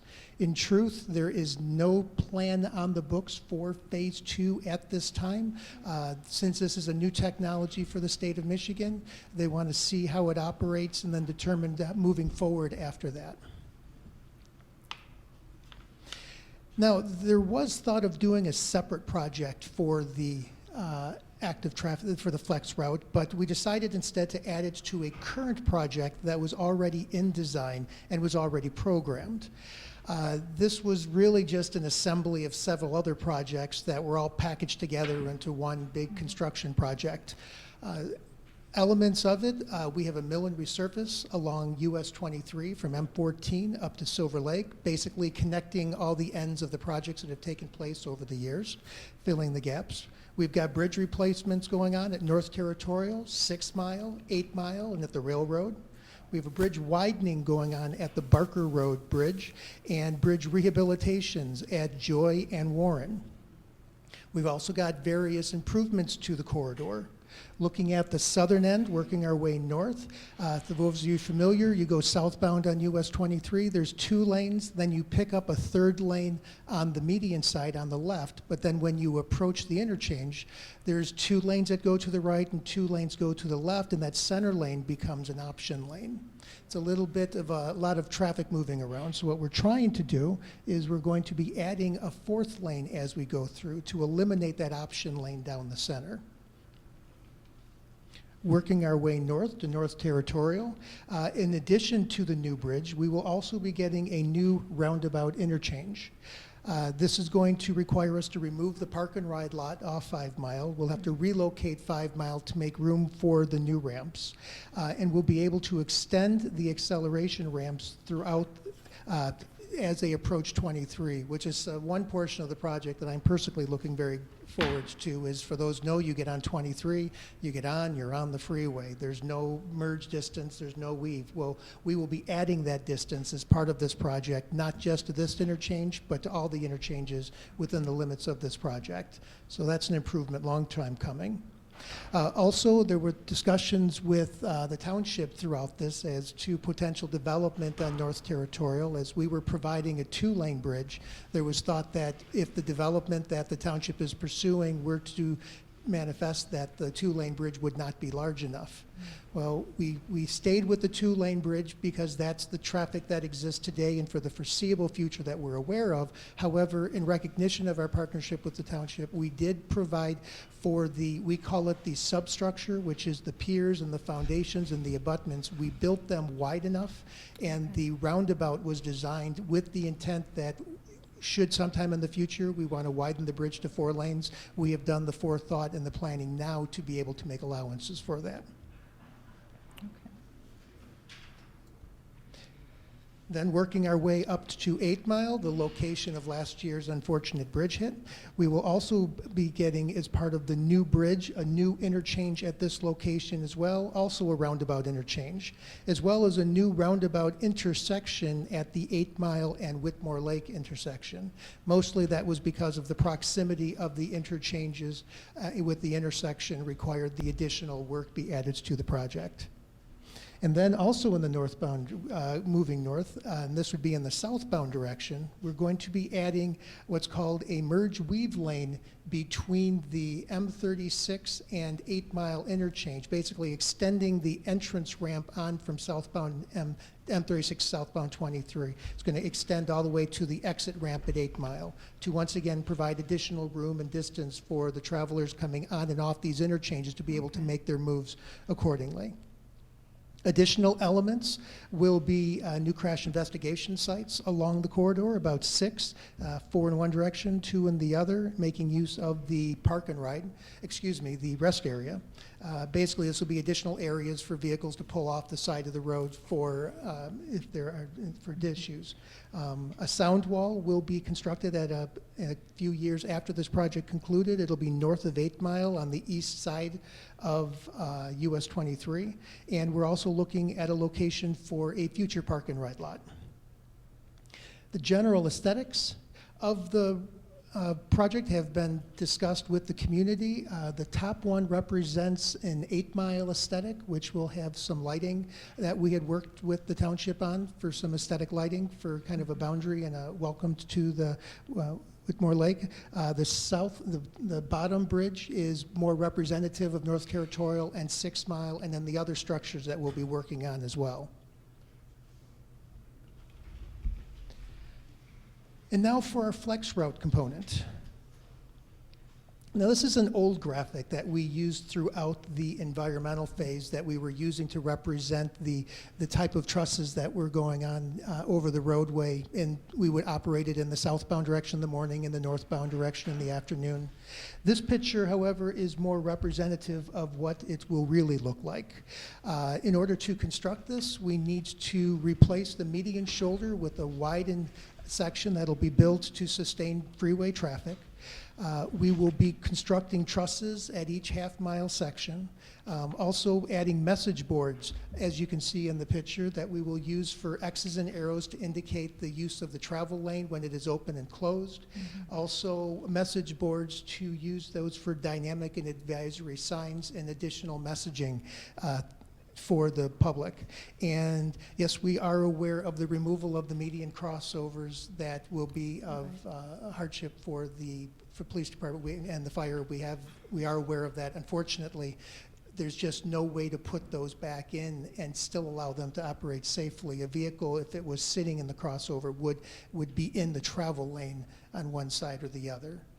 We have been working with Ann Arbor Township Fire with regards to what's called a gated access, and information was provided to them so that they could make the request. One point that I did make to the Ann Arbor Township was just that MDOT does not have the authority to approve that. That's a Federal Highway Administration approval because it's a break in the fence. It's called a break of limit access. But we would facilitate the discussion and provide whatever support we could. And those conversations will continue, I'm sure, as we move forward. Okay. If I may, could you explain this gated access? So is it going to go, potentially it would go through the medium? No. No. Okay. What we were asked by Ann Arbor Township was to put a break in the right-of-way fence off the side road going northbound along US 23 so that they could enter the freeway from the side road, would not go through the median. a little bit of a diagram to show a little bit of the advanced warning for incidents and events. If a vehicle traveling from through the system, which would be from the bottom of the screen working north, if there was an incident, we would have X's that would be able to close the lane, making the drivers aware of an oncoming vehicle. We would be able to change the message boards to show chevron arrows to direct traffic to either the left or the right, so that they would be able to make room for the emergency responders. Once you clear the incident, they would be able to redirect traffic back onto their appropriate lanes. This will be a system that will be monitored by cameras that are located throughout the corridor, as well as by our courtesy patrol that has been currently operating for the past couple of years along the 23 corridor. It'll be run and monitored by our operations center up in Lansing, the Stock Statewide Transportation Operations Center. So this will have dynamic messaging, not static. What I mean is if it operates from 6 in the morning till 6 to 9 in the morning, it won't be an operation that we won't be able to change. It's something that we will decide when it starts and when we would close it. So this project as a whole that I have just outlined was let out for bids. We received bids in October of this year, and as you all know, construction started around November. We're anticipating construction to be completed in the December of 2017. So with that aggressive schedule, the contractor is trying to take advantage of all opportunities to conduct their work as quickly and expeditiously as possible. Maybe a general idea of what's going on with the construction and how it'll be constructed. We have a stage concept, and as I explain this, it's going to sound kind of clean and logical, though in all honesty, when it's an actual operation out in the field, it can be a little less so, but let's see if we can explain this. We first start off with a pre-stage, which traffic remains in their normal lanes, and we intermittently close the outside lane at off hours so that we could remove the rumble strips and replace sections of the outside shoulders. This work has mostly already been accomplished. Then we move into stage 1, which is the work that is currently in process. Traffic is now pushed to the outside, and then we are intermittently closing that inside lane in both directions so that we can work on the median area and the southbound median shoulder. What we're trying to do is to beef that up so that we can transfer some traffic over. We're going to be in this stage probably until the spring, which we would then move into what we call stage 2. We're going to move into what's called a split merge. We're going to move one of the northbound lanes over to the southbound roadway, separated by a median barrier wall. For those who remember, when we were working on the Silver Lake Road Bridge back around 2012, 2013, we used this same method of maintaining traffic, or M14, around that same time from the 23 going east to the Wayne County line. Same sort of concept. What we'll be able to do in this form is still maintain 2 lanes during the rush hour directions, and then at our off-peak, when we close that 1 lane on the northbound, that would give the contractor full use of the entire roadway, so that we'll be able to make better use of his construction activities. Work will commence on the northbound lanes until such time as that roadway is ready for us to move into stage 3, which is then we would move that 1 lane back to the northbound and then 1 lane of the southbound and continue with the split merge, but on the other roadway. As work would continue until stage 4, where traffic resumed back on their original roadways, and the work to complete the roadway would be finished. A little bit about the bridge work and the ramp work. We'll be working on 6 Mile and North Territorial at the same time. The idea is to maintain one direction of traffic. It'll be a counterclockwise loop going from North Territorial up to 6 Mile and back. This work will probably begin in January. A lot of this time frame that I'm giving is mostly weather dependent. If the weather holds and cooperates with the contractor, it'll be around January. If not, then they may have to rethink some of their schedules. Can you tell me how long this detour will actually be in effect? Probably most of the summer. The entire detour? Yes. They'll be building the bridges in halves. Okay. So as you're maintaining 1 lane, you'll be maintaining 1 lane on both bridge while they build the other half, they build half of the bridge. And then once the one half they have finished is ready, they will then shift that 1 lane onto the new bridge and then construct the second half. So this, doing it this way allows us to keep both interchanges at least partially open, rather than totally closing one versus the other. And then that just extends the construction into probably a 2 construction season. Okay. So does that mean Whitmore Lake Road's going to go one way, or you're just routing traffic that way? This is just the traffic that would be rerouted for the interchange. Okay, because it would still be two-way on Whitmore Lake. Yes, ma'am. Okay. 8 Mile Road, because we are working on that, we're putting the new bridge, we call it constructing it offline. Where we do 6 Mile, we're reconstructing the bridge on its existing alignment, which allows us to do the half and half. When we're doing 8 Mile, though, we're completely moving and relocating the bridge to another location north of its existing condition, which means we're able to keep the existing bridge open during construction. So 8 Mile traffic should remain relatively unimpeded for construction, though the ramps will have to be closed for periods of time. When we close the southern ramps, we will be detouring traffic using the Barker interchange. And there was a gentleman earlier who had mentioned the one-way traffic and the impact that would have on schools. That was brought to our attention several weeks ago, and what we had done in working with Howard's office is the reason we were maintaining the one lane is because we also had to maintain the pedestrian movement. But in working with the township and the schools, we talked about closing the pedestrian movement, and if we did that, we could maintain both directions of the roadway. And then that is the configuration that we are planning on moving forward with. Most likely that'll happen in the January timeframe. That pedestrian movement would be closed for a period of time, maybe a month, maybe as long as 2. That's all going to depend on the weather when that takes place. Excuse me, I'm confused about what you mean by the pedestrian movement. And can you point them out? Could someone point out Barker on there and where this issue is going to be? Right down. That's Barker Road. That's the Barker Road exit, yes. Yeah. And they're closing that? Yeah. During January, probably Okay. I believe, RJ, January, probably February. Okay. Nobody's going to do that. Right.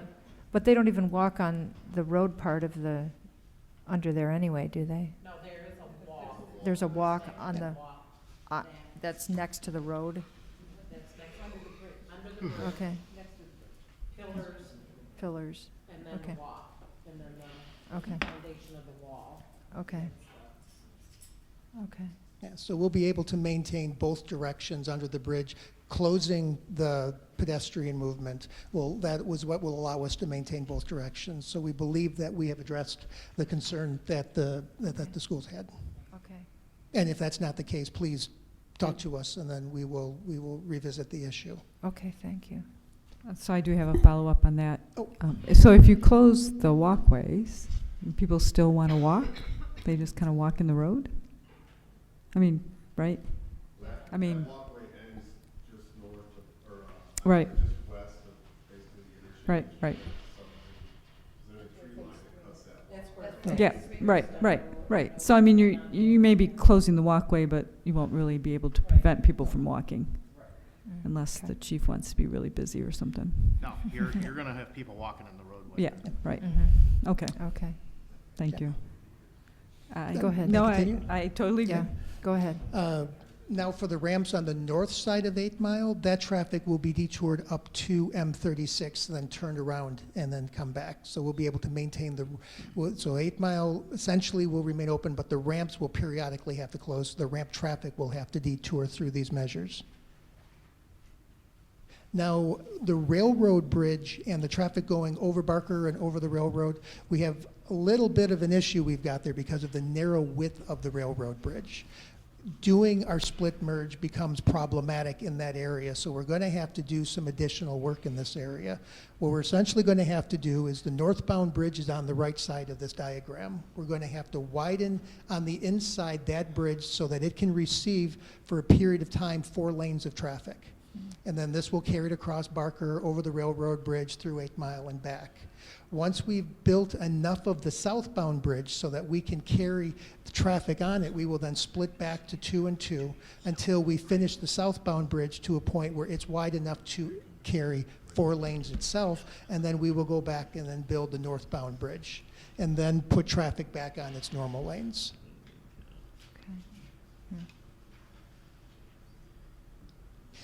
Now, with regards to I've mentioned a couple of times intermittent closures. With 66 vehicles per day, daytime closures, doing lane closures just becomes extremely problematic with traffic.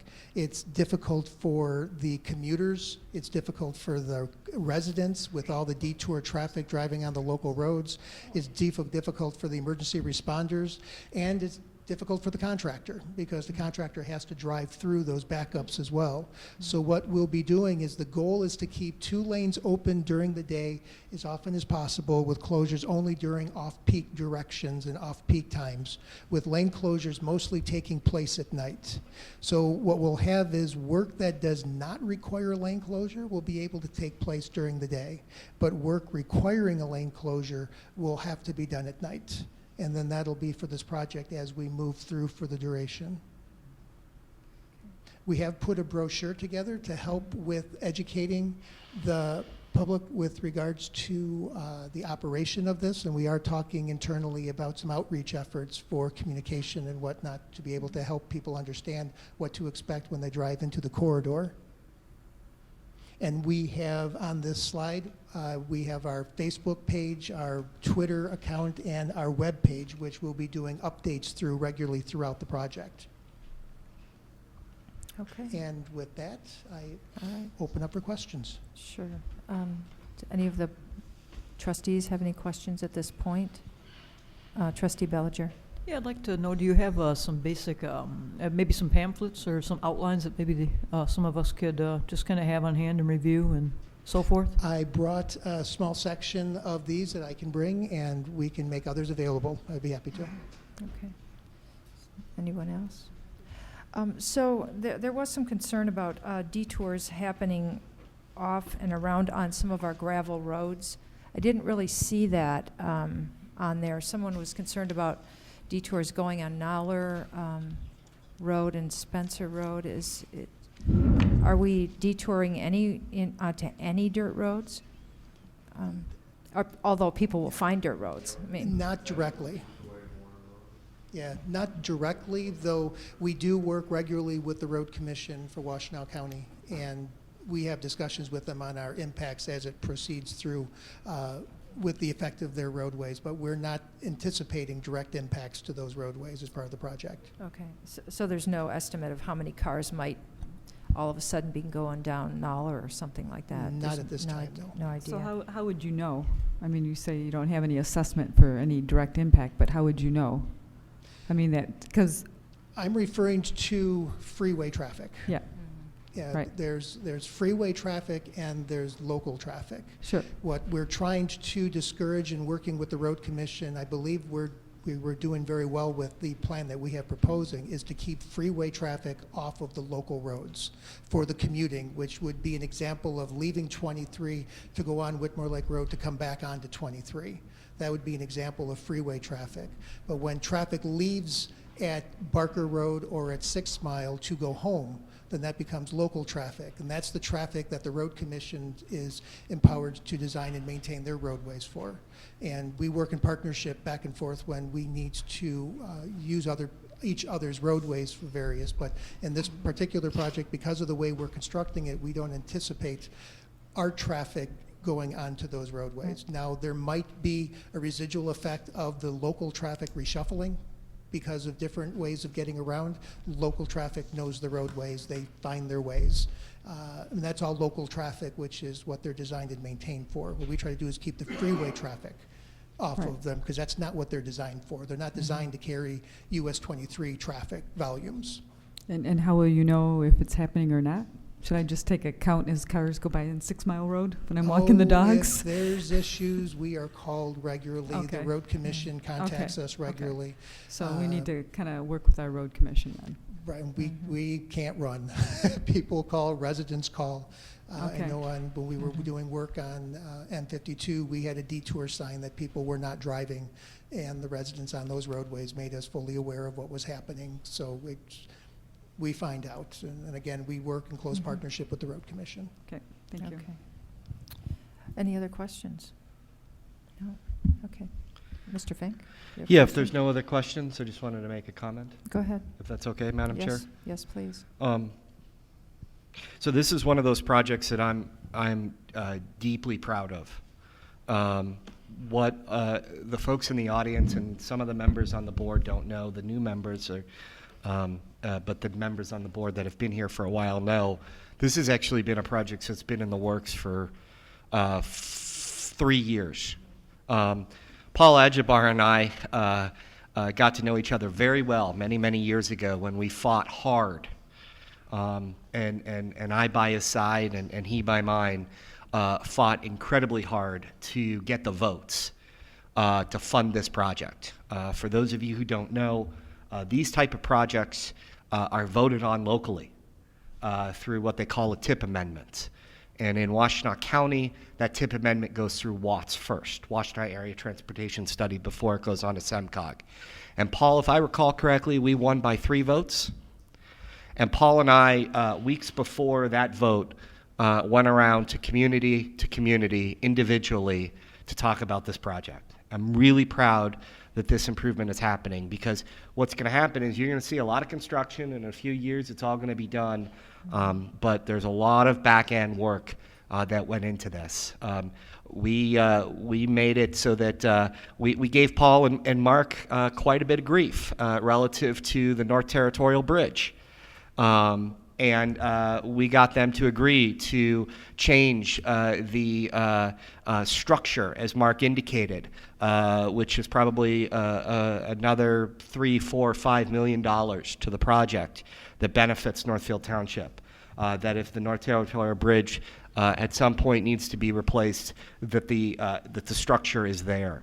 I want to thank Mr. Wagner, who worked with Paul and Mark from a safety perspective, and myself, to get 5 Mile relocated when the original project called for 5 Mile not being relocated. That was another improvement that was realized. So what I want to say is there's a lot of people and there's a lot of conversations and a lot of work that goes into these type of improvements. Mark, you have been a phenomenal partner. And a phenomenal person to work for, and one that has always spoken honestly and straightforward, and I appreciate that. And Paul, you pushed this project through the Michigan channels, I believe all the way up to the governor. And thank you for that, because this has been a project that's been many, many years in the making, and you deserve credit. And Carrie, thanks for putting up with all those phone calls when I wanted that North Territorial Bridge redone and 5 Mile relocated. And I truly appreciate all the work that went into this, because this is going to be an improvement that we're going to realize for decades. Thank you. Thank you. Thank you. Thank you very much for coming out tonight. All right. We can move on now to our agenda items. Welcome new board members. There's nothing, we have no documents for that, but I do look forward to working with all of you, and I have great confidence that we're going to move forward with a great many of the projects that Mr. Fink started, and we owe a lot to him for, I think especially that getting the Van Curler property. It was a dream, you know, and to have that happen, and that's going to be the engine, I think, that gets us going again. So I'm really, really pleased that you did that, Mr. Fink. I know it was tough. Thank you. So thank you very much. So if anybody else wants to say welcome, welcome. I'm just so glad we can work together. We took off the proclamation. Now we're at the civic event application for the Michigan Pond Hockey Classic. Madam Chair, if I may, I'm going to turn it over to Chief Wagner. These type of civic event applications are really more related to public safety And we review these relative to making sure that safety, traffic, parking, those things are in order. While I have some responsibility relative to these applications from a liability insurance perspective, various agreements, these things really have more to do with safety, and so I'll turn it over to Mr. Wagner. So this is normal that they would bring this permit before you, even though there's still many parts of this permit that need to be completed, as Mr. Iaquino has mentioned here, and I actually have a couple of other issues that aren't on here that I will address with him and inspect, the various areas of the whole project before the event starts. For those of you that have never seen it, it does bring a lot of people into the community, and it's a pretty cool event out on the lake as long as they get enough ice. Unfortunately, last year we didn't have the ice to hold the event. So if the board's willing to approve this event permit contingent on everything he has there, and then Mr. Iaquino and I will get together and meet over a couple of other items that aren't on here, I'm fine with that. Okay. Does anyone have any questions about this for Chief Wagner or Mr. Iaquino? Would you like to come up, Mr. Iaquino? And I know this has been going on for many, many years, and it's quite an opportunity for the community to host something like that. So. That is correct. The Michigan Pond Hockey Classic, this will be its 10th year. It is a non-profit event. It is, all the proceeds go to youth athletics for our community and the surrounding communities. We have a lot of people that come and volunteer. We have 2 years ago we had 130 volunteers to make this event successful. It brings in 2,000 to 3,000 to 4,000 people throughout the weekend to our small community to help showcase what we have to offer and to go ahead and have people enjoy the lakefront, our restaurants, our atmosphere, and our environment. Thank you. Does any of the boards have questions about this? No. No? Janet? Is I mean, Ms. Chick? permit included in this, or is that later? So we do apply for a beer, wine, and spirits license through the Liquor Control Commission. They state they don't like seeing that until 30 days prior to the event, so I turned that in January, ma'am. Okay. And I listed that I've seen it, pending approval through them. I didn't remember. I know you. No problem. That does come through the police department also. Okay. Mr. Wagner is involved in that application process as well. Okay. Ms. Chick? So I would like to make a motion to approve the civic event application for the Michigan Pond Hockey Sports. The setup day will be February 6th, 2017. The start date will be 2010-2017, and the end date February 12th, 2017, depending on the completion of all the conditions listed in the letter dated December 7th, with approval from the Chief. Okay. All support. So we have a motion by Ms. Chick and support by Ms. Otto. Any more discussion on this item? Okay. I just have one real quick question. There is no rain date then? There is no... That is correct. We are not setting a rain date. We looked at the date that we established, and if it's not going to be that weekend, it will be canceled for the year. Okay. That's correct. Thank you. Okay. Thanks for checking. Okay, thank you. Yes, please pray for solid 12 inches of ice. Okay, great. Please call the roll. Clerk Manley. Bellinger? Yes, I approve. Zelenak? Yes. Shockley? Yes. Manley, yes. Otto? Yes. Chick? Yes. Yes, that's approved. Thank you. Thank you. Thank you very much. Thank you. Okay. Moving on to appointments. Did you want to mention your deputy treasurer? Yes, you also have a note in Treasurer. here from Mhm. Howard Fink on deputy treasurer, but I would like to appoint Don as our deputy treasurer at $18 an hour. She was making $16.50 as a part-time filling in, and she will be full-time.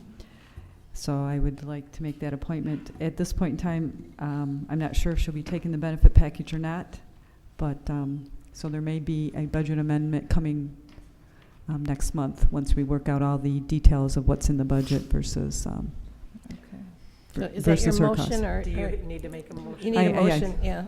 Okay.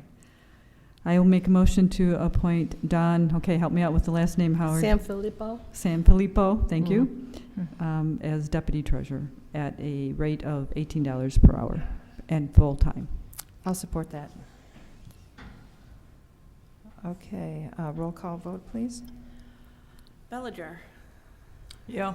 Zelenak. Yes. Chockley. Yes. Manley, yes. Otto. Yes. Chick. Yes. Okay, passes.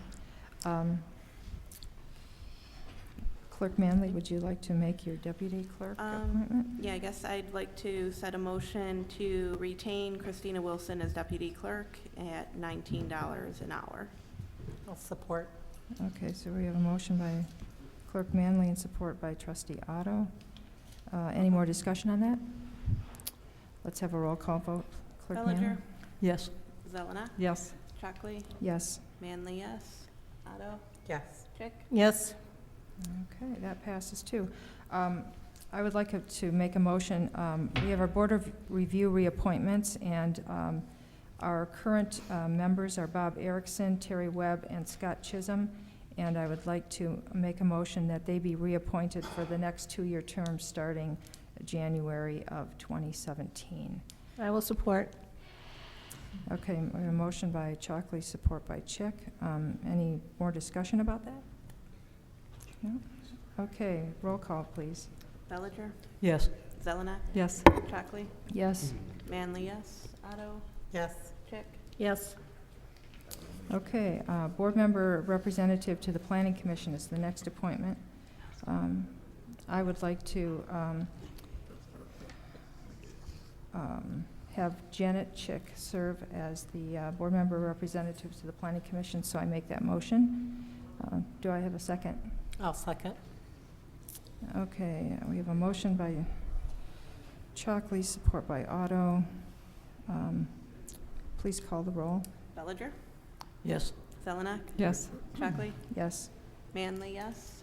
Otto. Yes. Chick. Yes. Okay. And then board member representative to the ZBA. Jackie? I would like to, I'll do it.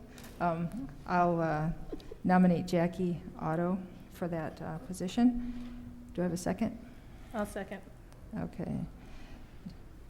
Chockley motioned, Chick seconded. Can we have a roll call vote on that one? Bellinger. Yes. Zelenak. Yes. Chockley. Yes. Manley, yes. Otto. Yes. Chick. Yes. Okay. And now we need a board member representative to the Parks and Recreation Board, and I would like to nominate Ton Bellinger for that. I'll support. Okay, so we have motion by Chockley, support by Chick. Any other discussion? No? Okay, roll call. Bellinger. Yes. Zelenak. Yes. Chockley. Yes? Manley, yes. Otto. Yes. Chick. Yes. Okay, thank you very much. Okay, moving on, we've got hiring at front desk personnel. Mr. Fink, would you like to? Yeah, Madam Chair, if I may, I'd like to extend my support and recommend that you hire Tabitha, who's in the audience, as the front desk clerk. And I have suggested a starting wage of $15.50 per hour, but I would like to speak to that after I have a recommendation after the vote. But I do recommend that the board approve Tabitha's hiring and that it would be effective, and the best I could figure was January 9th, but if that's not the precise date, it would essentially be effective once the 4-month contract with Trillium is up. Okay. And it would be limited to a part-time status, not to exceed 30 hours per week. Okay. I don't have any disagreement with that. I just have a question about this, the Trillium Staffing Service Agreement. Sure. So the top part of it talks about a Trillium candidate not being hired within 1 year. Am I reading this wrong? So if you flip down to, let me see, let me find it here. Okay, if you flip down to under hiring a Trillium employee, the second paragraph is going to clear up everybody's concern. So essentially what this says is that if we were identified to Tabitha, and we hire Tabitha within 1 year of the day Trillium referred the employee to the client, or within 4 months of the contract assignment, if she was assigned. Now, she was assigned to us. If she was not assigned to us and we had hired her within 1 year of her being presented to us, then we would have to pay the relative to the other information that you read. Okay. If we had hired her prior to the 4 months because she was assigned to us, then we would have to pay relative to the contract that you read. But after the 4-month contract is up, and that's why I'm suggesting that you officially put in the motion once the 4-month contract is up, just in case I didn't get that date correct. But once the 4-month contract has expired, then that Tabitha then becomes an employee of the township. And I do not foresee, and there should be no charges relative to that contract.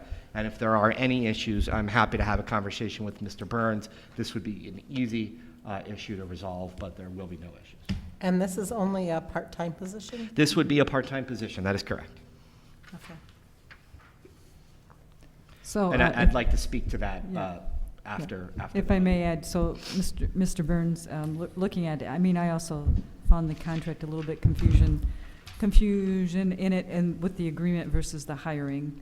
So is that your understanding as well as the contract, that as long as we hire after 4 months? Yeah, I've not actually looked at this issue, so I'd have to take a look at it, go through it. Okay. It's pretty standard with temporary help. Right. Yeah. I don't see a legal issue Right. here, Okay. so I didn't ask Mr. Burns to review it. I don't see a legal issue at play here. Okay. Does she currently work full-time for us now under Trillium? No, she does not. Okay. She currently works 30 hours a week. Okay. 32, but it averages to less than 30. It's 32 hours a week relative to a given week. So she works full-time, 8 hours a day, 4 days a week. But if you factor in all of the vacation, the holidays, those kind of things that employees at full-time status normally get, you average that out, it averages out to right about 30, and that's the threshold at which benefits would start to kick in relative to the Affordable Care Act. It used to be 32 hours, but now it became 30 hours relative to the Affordable Care Act. So depending on those changes relative to the federal government, that also could change. But that's why I'm suggesting that it be 32 hours, but on average, if you average it out over the time period, it would be 30. Okay. Does that make sense? Mm-hmm. And in addition to that, if I may, so you also gave us some of the responsibilities. So if you could just go through those a little bit, Howard. So I can go through them in general. Yeah, in general would be perfect. Thank you. Tabitha, let me say this. All of the positions in the township are very difficult. And you know, Kathy Manley, Clerk Manley, excuse me, really understands this because she worked for the township for 9 months. But that's one of the hardest positions in some respects because you have to know a little bit about all the different departments. Tabitha is the first point of contact when people come in. She takes questions on the phone related to taxes. She takes questions on the phone related to building. She receipts sewer funds. She receipts tax funds. She deals with building permits on a significant basis. She schedules inspections. She'll even assist me at times and assist other people in the office. It's not an easy job. And let me say this, planning and zoning is not something that's easy to learn. It's not always totally intuitive. It's not There is no manual that comes with it, and there's a lot of what ifs and but scenarios and things of that nature. And so it's a real critical position, and it's one of the more difficult positions in the office relative to working with a lot of different people, working with the residents, all the customers, just juggling things in so many different directions, having 15, 20 checks on her desk when a resident comes to the counter or when a phone call comes in. So essentially that's the front desk position. If you look at the job description that I sent out, the front desk clerk reports to the manager. If you have a manager, moving forward, they would report to that person. It is budgeted through the Treasurer's Department, but it is not a person that reports to the Treasurer's Department. It is a person, though, that does support the Deputy Treasurer because it is where the majority of the money is receipted. Okay? So, and I think I've kind of gone through most of it that is listed here. There are other responsibilities and duties related to that position, but those are the generalities of it. Kathy, Madam Clerk, do you think I missed anything? No, and I agree with you. She's a point of contact. Yeah. Very important position. Great. Well, if there are no other questions, I'd like to make a motion to hire Tabitha Eisenberg at $15.50 per hour, not to exceed 30 hours per week, starting after the end of the 4-month assignment period is up, approximately January 9th, 2017. I support. I have a motion by Chalkley, support by Bellinger. Please call the roll. Bellinger? Yes. Zelenak? Yes. Chalkley? Yes. Manley, yes. Otto? Yes. Chick? Yes. Okay. You had some more to say, I Mr. do, Fink? if you may indulge me for a moment, Madam Supervisor.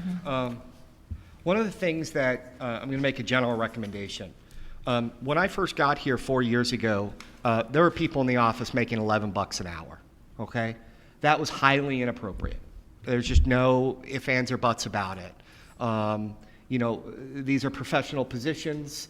These are positions of great responsibility, and these are people that deserve to be compensated fairly. We did a good job of bringing people's salaries up.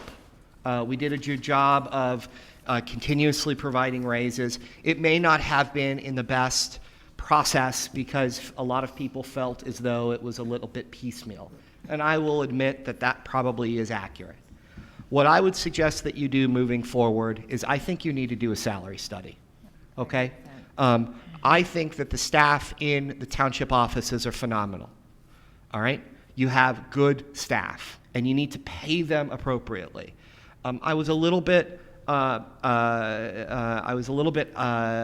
boxed in because of where other people in the office began their careers for Northfield Township relative to Tabitha.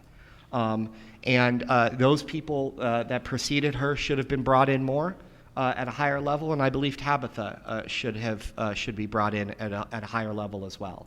I would suggest moving forward that you provide her maybe a 6-month evaluation and relook at her figure in 6 months.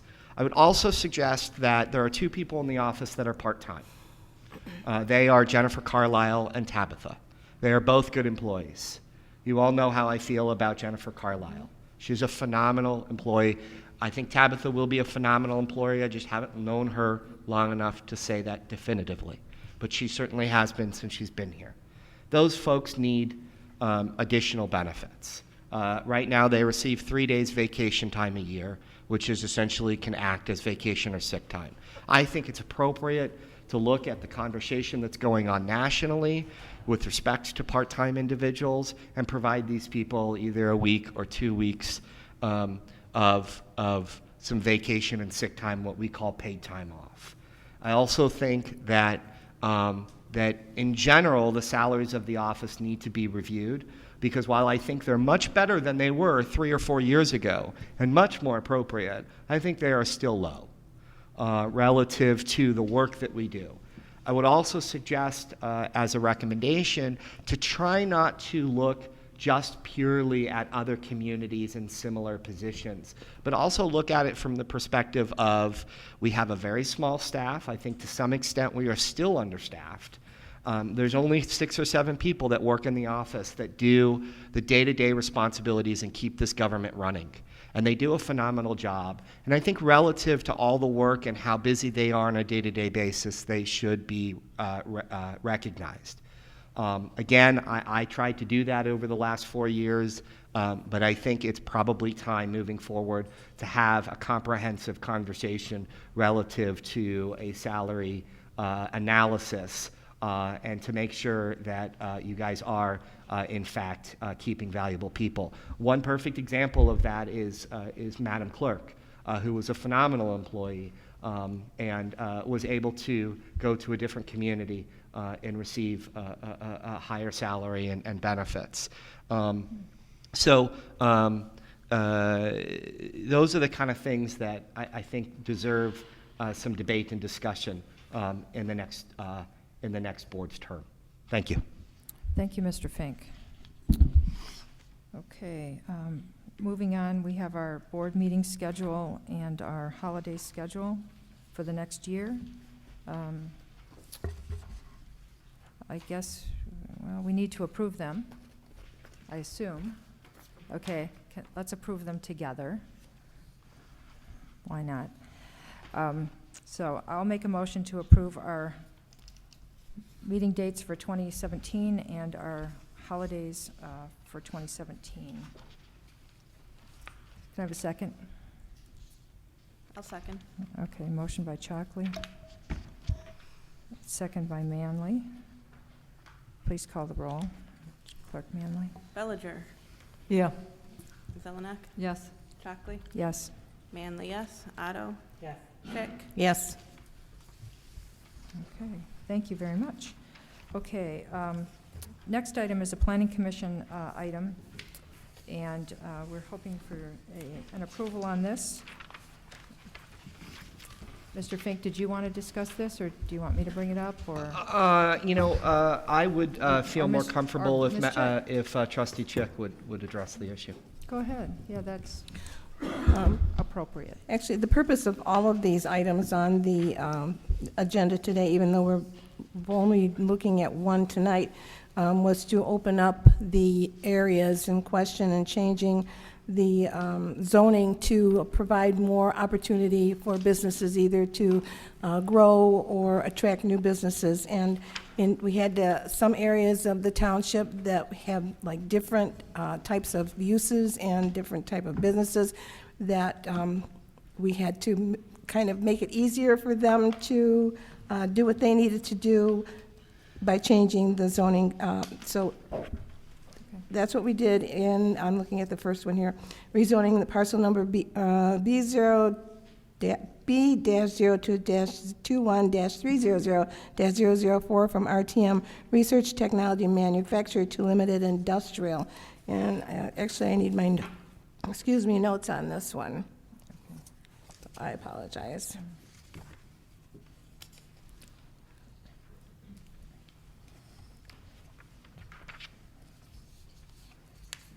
I'm looking to see exactly where that area was. That's the road commission Yeah, I site. want my notes.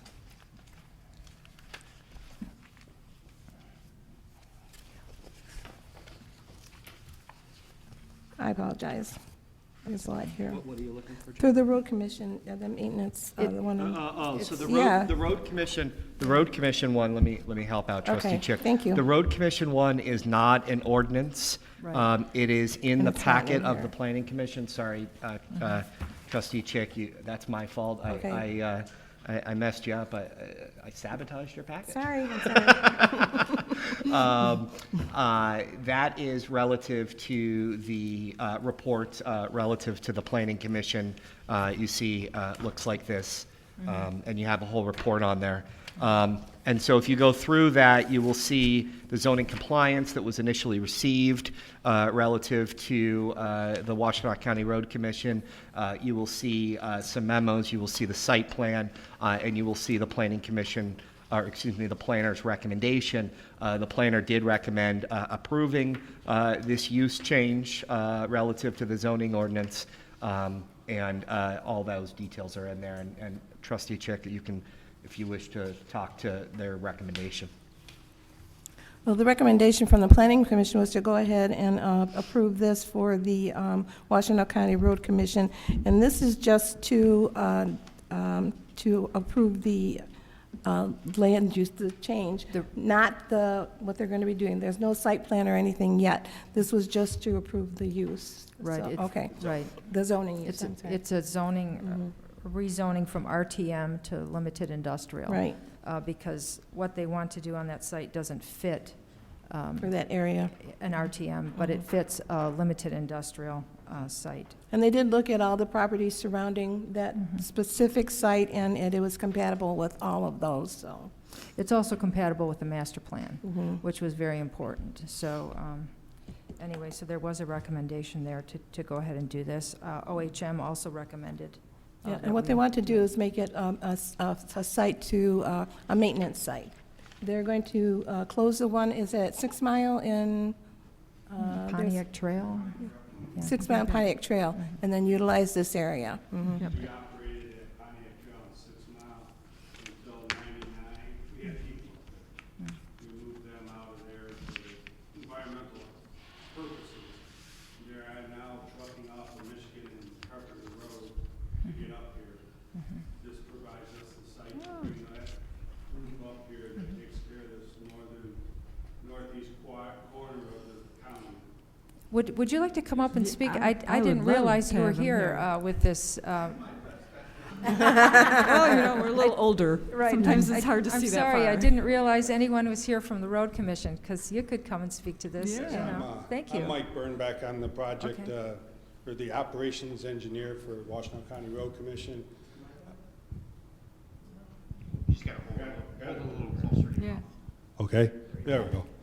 I'm Mike Burnback with the Washtenaw County Road Commission, project engineer in operations, and we're, like I said, we ran our operation out of Pontiac Trail and 6 Mile until '99 or 2000, when we could not, the buildings were falling around in our ear, around our head. So the group went down to the brand new Southeast Service Center, but over the years, it's gotten very difficult to bring the trucks back up for service for this corner of the county. We tried one time in Salem Township. A while back, we didn't get approved there. This opportunity came up 4 years ago to purchase the Moore's RV site at the railroad tracks, and now we're here to move in. We'd like to start construction come spring, with operations being ready for the fall. And this yard is we are contracted with MDOT to take care of 23. This yard will house the truck, at least one truck that will take care of 23 for us. So it helps us. We're only a mile off the road. Response time is going to be much, much greater. It's So- better than we have right now. Great. Can you explain exactly what you're going to be doing there, what is going to be going on there, so everybody understands? Yeah, this is what we call a satellite yard. We'll have up to, right now we'll have 5 drivers. And in the future, we may have up to 12 drivers. But right now, their trucks and their heavy equipment will be housed here. This will be their point of starting in the morning and ending at night. And we will be housing, or building a building to house the trucks and office operation. We will have our salt building here. We'll have our aggregates for fixing the back roads and such. We'll have a fuel station, and it'll be a fully sanctioned yard. So. And so many trucks, did you say, maybe at this point, 5 to 12? We have 5 trucks coming right now, Yeah, 5 2 trucks. graders and So. and So it you think we'll just- get a little, not that you, improve service, let's put that, being so You're close to us? Right, the response time will be greater. Yeah. And the cost of us getting here will significantly go down. Ah, okay. And so, I mean, as far as the movement of the truck, is there any traffic patterns? You'll be pretty much staying on, I don't know if it's level A roads or the main roads, pretty much, We other take than you care- have We to. take care of all public roads Okay. in that are not in a city or village. Okay, so this will basically service the east side, like The Salem? Salem, Superior, Ann Arbor, and Northfield. And so since we're here, you'll probably come and get us first, right? That all depends what you do with the foreman. Okay, we'll be nice to him. Yeah, no Okay. problem. Okay, so Thank you. that's the area. Any other? Okay, do you have any more questions? No, okay. Not- So not they'll be coming back to the planning commission with a site plan. Yes. That the planning Mhm. commission will look at. I do actually have another one. Okay. Would be the apparatus, the commercial communication The first tower. one, yeah. That would be, that's for the future, and it'd be for our communications from our main yard to the people, the satellite yard, for any personnel issues that we can put up on computer. It's gonna be linked in with the cable company and such. We may, in the future, it may get used for traffic purposes, so we can monitor what the road conditions are, so we can better send our equipment in the right direction. But that's for the future. Okay, and do you have any, estimate, would that be built when the yard's built? Right or- now, it's a waiting for a funding. Okay, waiting for funding. Yes, ma'am. Okay. We currently maintain a system that takes care of Ypsilanti Township across to Zeeb Road. Will that look similar to a cell tower? Will it be a It will be monopole? a- and it'll be- It is a yes, cell it'll be a- tower, it'll and be do you know cell how tower. tall it might be? We're 180 feet. We're right now stating at 180 feet. 180? Yes, ma'am. 180 feet? That's Okay, pretty- that's pretty tall. almost high enough for a light at the top, right? That is correct. Yeah, okay. And the other thing on that, I don't know if it just says from the OHM report that the conditional use application is not in compliance with the section 36-720 of the zoning ordinance. So I'm not, could you just That- explain? That'll get taken care of in planning. Okay, the planning. Yes, ma'am. It's probably, it's too close to another tower is probably the issue. But the planning commission The will be able to location take care that of we've that. shown on the plan, on our site plan, does fit with the laydown, so it does not hit any buildings. Yeah, this still has to go through site plan approval. right, We're just right. looking That is at correct. changing the zoning, yeah. Yes. The planning commission will Mhm. pay Yep. attention to all those details. Okay. Okay. So it'll look a little better than the one on 6 Mile and Pontiac Trail? It'll be Yes, nice. ma'am, it's our goal. Okay, And good. we agree with the township that out of sight, out of mind, and it's already been Okay. it's our intention to get natural barrier up there. Okay, great. Okay. Madam Supervisor, can I ask a quick question? Go ahead, What- Mr. I Wagner. missed part because I was listening to the call we're going on. What is the tower for? That'll be for our communications from Zeeb Road out to that site. You're not using the 800 megahertz system? Yes, but this will be for any updates for employees from like human resources or that type of thing. So, I may have input on that later. Okay. Right, it's in the future, so we have a little time for Yeah. that. Okay. Okay, ready? Yeah, Ready. well, I'd just like to make a few other comments, if I may. Okay. Okay, go So, ahead. just looking at it, one thing, I mean, I thought not so much for you, and your name was? Mike, not so much for Mike, but just in general, looking at the document, I thought the planners did a good job on the document. Thank you. As well. And so, under the master plan, it indicates the rezoning, this is on page 2, the site to the L1 would not create a spot zoning situation because the zoning district is compatible with the surrounding sites, which I Right. think is very good. And then going down, the rezoning would not have a major effect on the other goals for the sub-area, so the rezoning would not negatively impact the goals and objectives of the master plan. Correct. So I think all that, and then looking at the recommendations. So one thing is I always think the master plan should stay intact, and this indicates it will have no negative impact on it, so. And they also said that we are, and this is on page 4, it just says we are not aware of any impacts to the values of the adjacent properties that would occur if the site was rezoned to RTM to L1. So I just thought it was a good document, and again, on page 5 is the recommendation from the planner to have it rezoned. So that was, I think, just my comments. Okay. Great.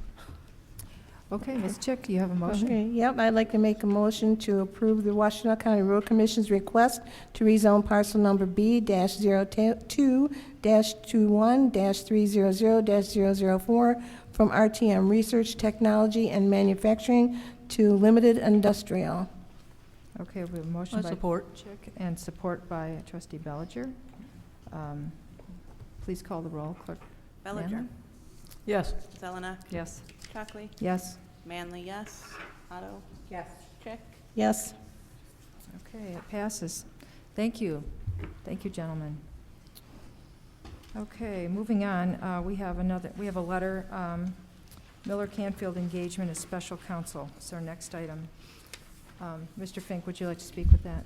Madam Supervisor, thank you. So we have a situation in which we are looking at the capacity relative to the 7 mile, or excuse me, not the, the 7 mile SAD, and relative to some development possibilities there in that SAD district. And it has created a situation in which we need some additional legal counsel that is focused on the sort of legalities of SADs, capacity related to the project, and what agreements we have, what we have agreed to, what we have provided relative to the capacity of the SAD.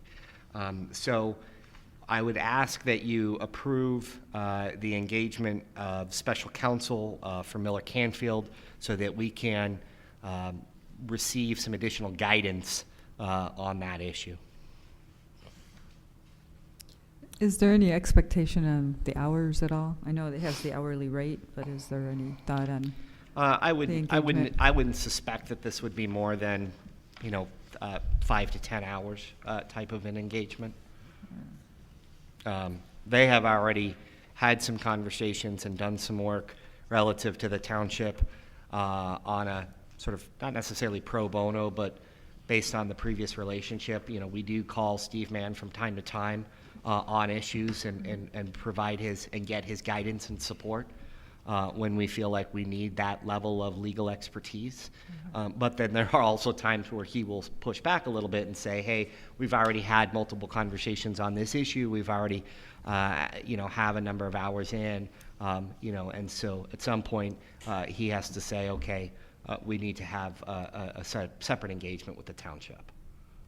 And that's really what this is related to. Okay. Any other questions from any of the board members? No? Okay, I'll make a motion that we engage a special finance counsel, Miller Canfield, to deal with the SAD issue that we are facing. I'll support. Okay. Motion by Chockley, support by Otto. Please call the roll. Bellinger. Approve. Zelenak. Yes. Chockley. Yes. Manley, yes. Otto. Yes. Chick. Yes. Okay, thank you, that passes. Okay, next up is Mr. Fink's resignation.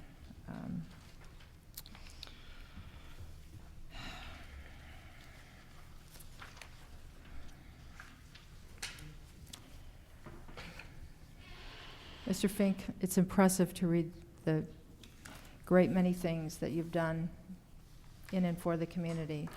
And we haven't always agreed on everything, but I have to say, the last few weeks have been very wonderful, you know, in working together. So I have to say, best wishes, but, you know,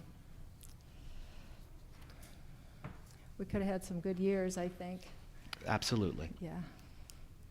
So anyway, so we have this resignation, and would anyone else like to speak to the resignation before we Can we read the accept letter it? of resignation?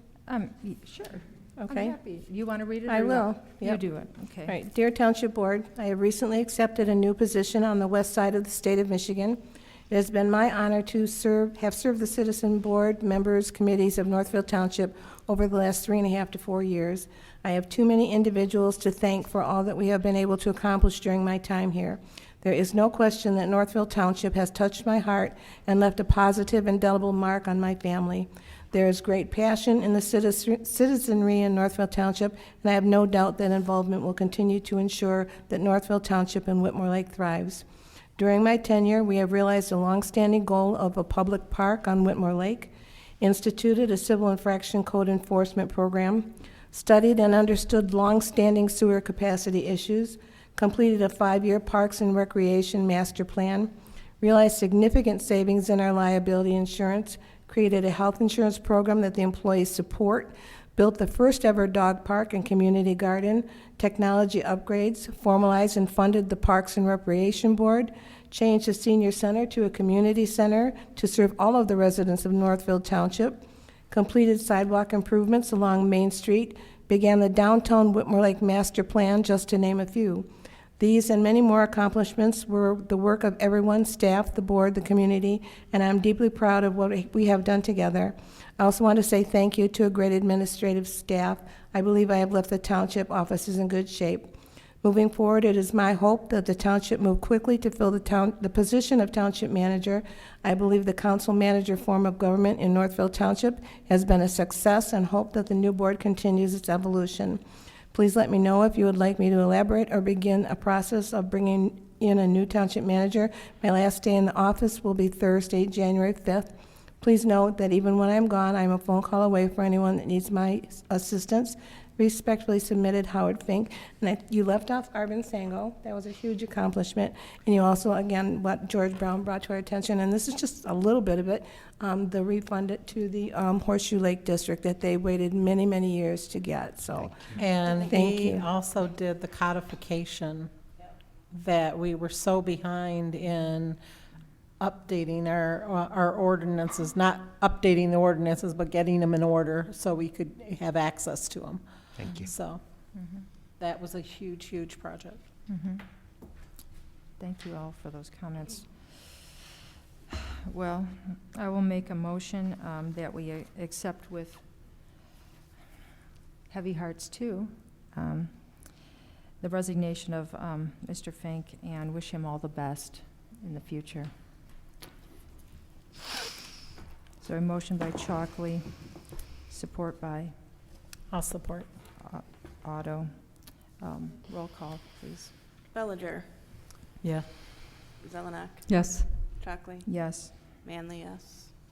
Otto? Yes. Chick? Can I say no? Would that stop you? No. No. Best wishes, Mr. Fink. The next item Did you want to say something? is... If I may, just, Is the town Madam man- Supervisor, Yes. so Howard, you're leaving on, I think, January January 5th, right? Right. So in that time, it's very limited. What's the transition plan to depart your knowledge with,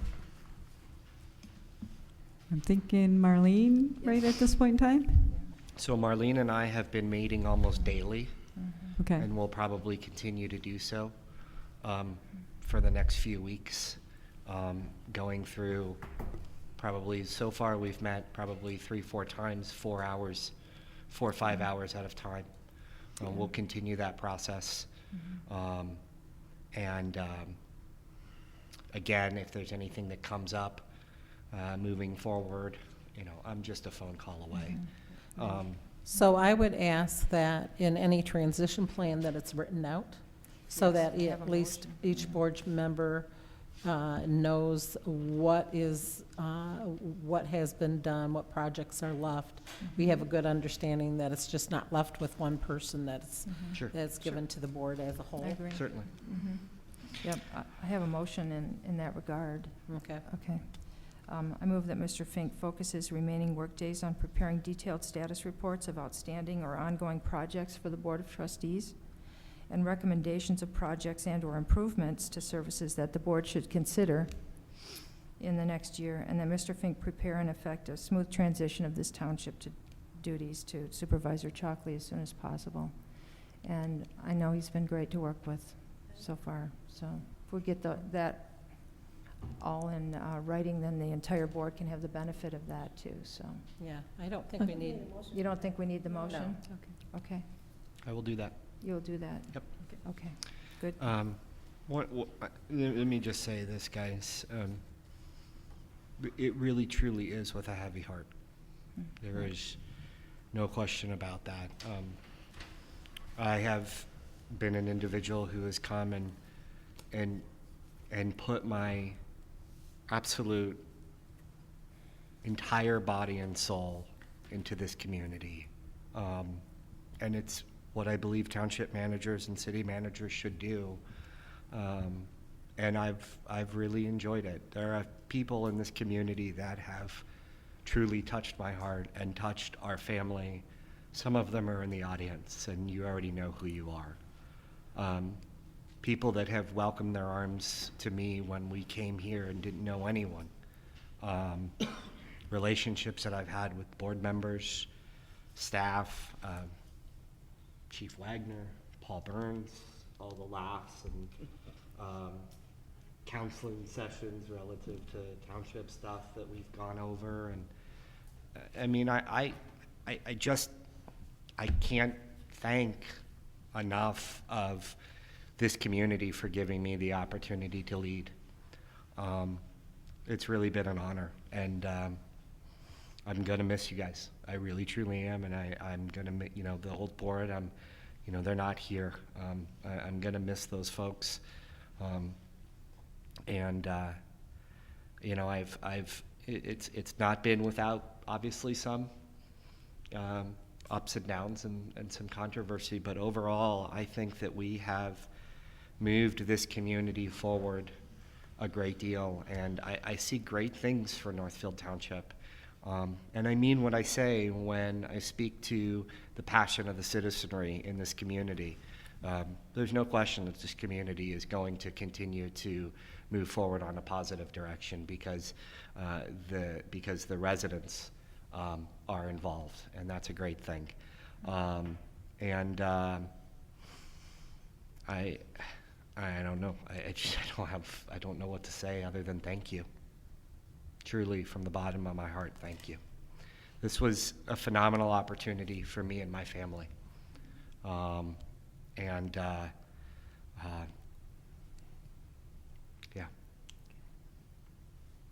Thank you. Sure. I wrote some things down, and honestly, this piece of paper is not long enough for the things that I wanted to say. And I have to give you a little history first because I'm trying to make a point at the end. In 2001, I came to Northfield Township, and around 2003, I became vocal in the township on township issues through 2008. And at that time, I became invested and actively involved in supporting and campaigning for our board. It was that board that worked toward gaining a township manager. And I have to tell you, I was not sold on a township manager until listening to the candidates that came to interview. And that was my introduction to Howard Fink. He stood head and shoulders above the rest. He brought a level of efficiency and effectiveness to our township office and staff we had not seen before. He brought projects and information and knowledge, experience, talent, education, energy, skills, and training we have never had the privilege of utilizing in our township and will likely not have again if we don't replace him with someone of similar background. This township has lost nothing having Howard as leader in Northfield Township. We have made more steps forward in the last 4 years than we have had any time previous. Howard leaving us is a loss, and not hiring someone of his profession will stall or slow any forward movement. I think it's really important that we continue the council management form of government. If we don't do that, we are going to move backwards. There's a momentum here, and if we put any kind of a delay into holding up, looking for somebody, I know there's a process to do that. I think we need to start it as quickly as possible, because there is no one in this township, no offense to anybody sitting here in the audience or out there in the viewing audience, that can step into this, or that do the same thing that you do without the education and the training and the background and the experience that you bring to this. We need someone of the same level of profession in the position if we are going to maintain Northfield Township the way it is today. Thank you. Thank you. So with that said, that's the reason why I asked for it on the agenda, because I really feel that at this point, if we wait to have it at a retreat, if we wait at any moment, we're going to stall it out further. I don't want to wait months. I don't want to wait a year to put somebody into place. No disrespect to Marlene or anybody else on the board, but this position is, I don't think that that one person, a supervisor, can do the job of a supervisor in addition to doing the job of an administrator and a township manager. I think the job is way too big. And that was very obvious in not the last board that I sat on, but the board previous to that. While that supervisor gave it her all and everything, it was still more than what everybody in the office working full-time was able to do. And there was so much that needed to get done and that didn't get done. And in the 4 years of having the township manager, mind you, it could have been anybody, but with Howard, with the type of experience that he has, we were able to get a lot done. We were able to correct a lot of wrongs that we had that were going on for many, many years throughout a number of boards. And just because people didn't have time to do it, it got dusted under the rug, or people didn't want to address it. So I really feel at this point that each one of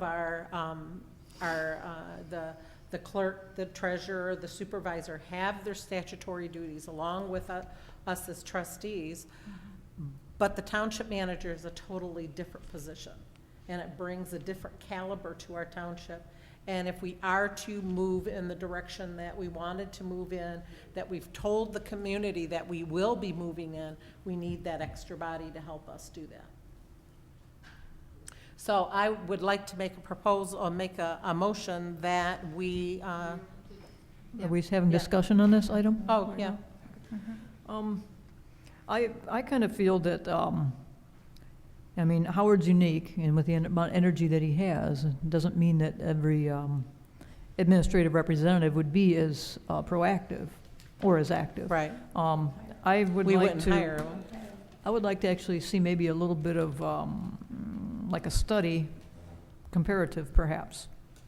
I mean, of the costs versus the results, and just see if it really does play out. There's a lot of sincere affection for Howard, and that's understandable.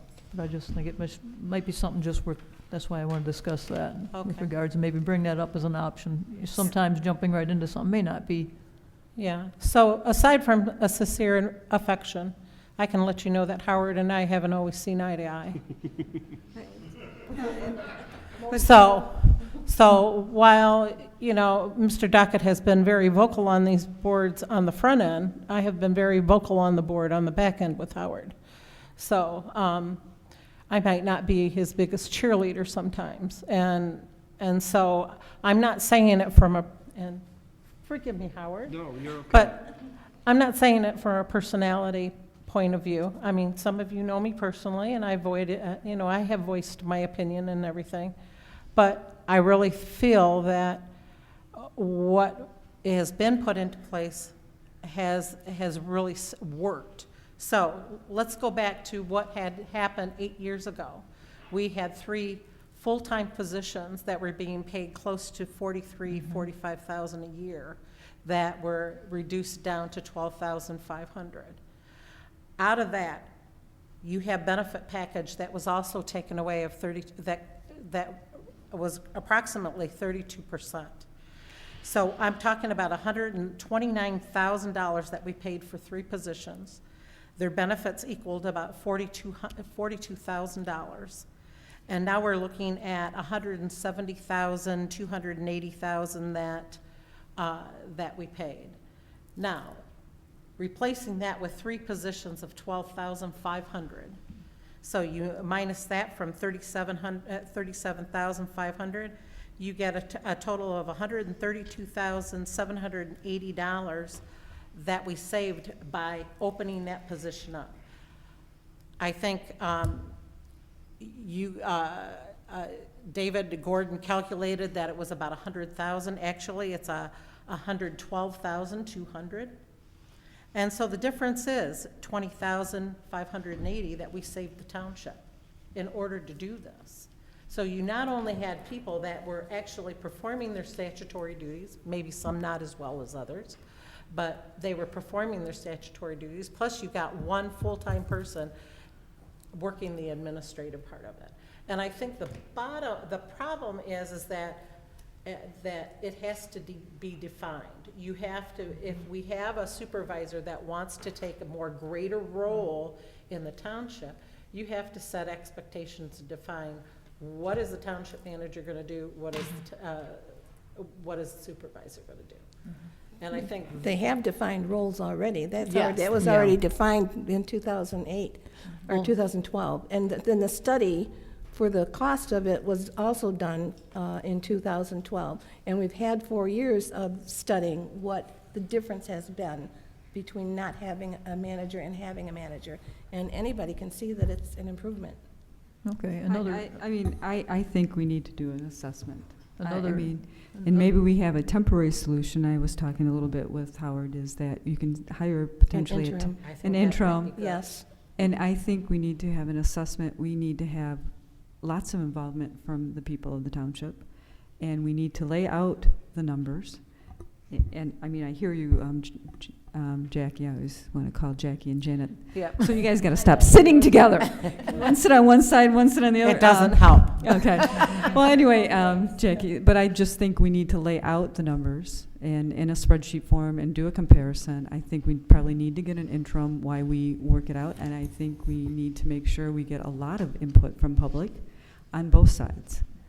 But I am I asking hear- this board, board decision. that if we do that, and I appreciate that we want to do the homework on it, is that we we set a time frame in which it's going to get done. Okay, I agree.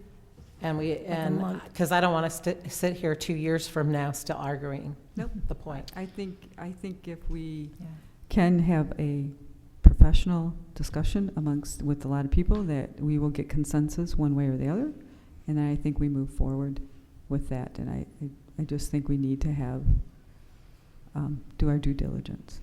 Just I'm sorry, go ahead. One other note I want to make is, there's a difference between hired officials and elected official. Elected official represents, we're representatives of the public. That's what we were chosen to do, is be representatives. And if we're going to even consider continuing the manager, manager council type of government, make sure that our manager, our administrative representative, is ultimately doing what the board, intends and directs. Yeah, That's see, very this isn't important. any different than us having a public safety director.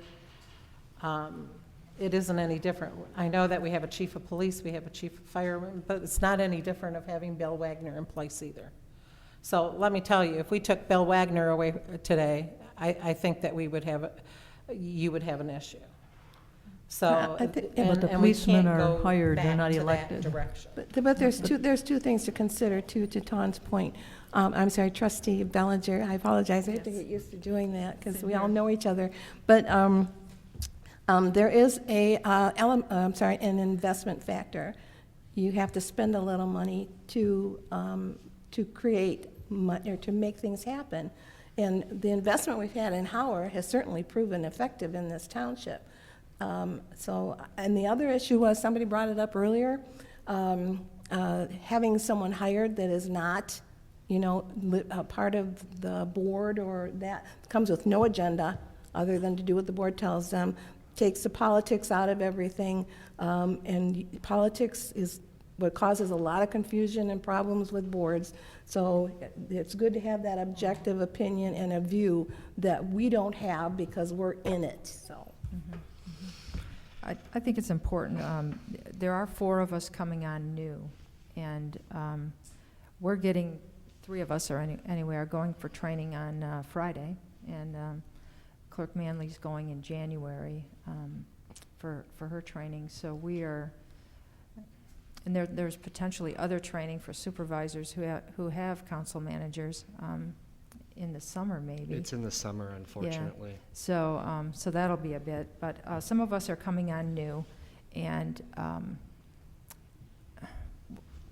so we need that background, that gathering of information that happened, that you were benefited from, and then we need the discussion. And my idea is that we have our retreat early in January. I am hoping January 14th or 21st, depending on when people can get there, but that we deal with that at the time, and potentially we could get I don't know where you get interims.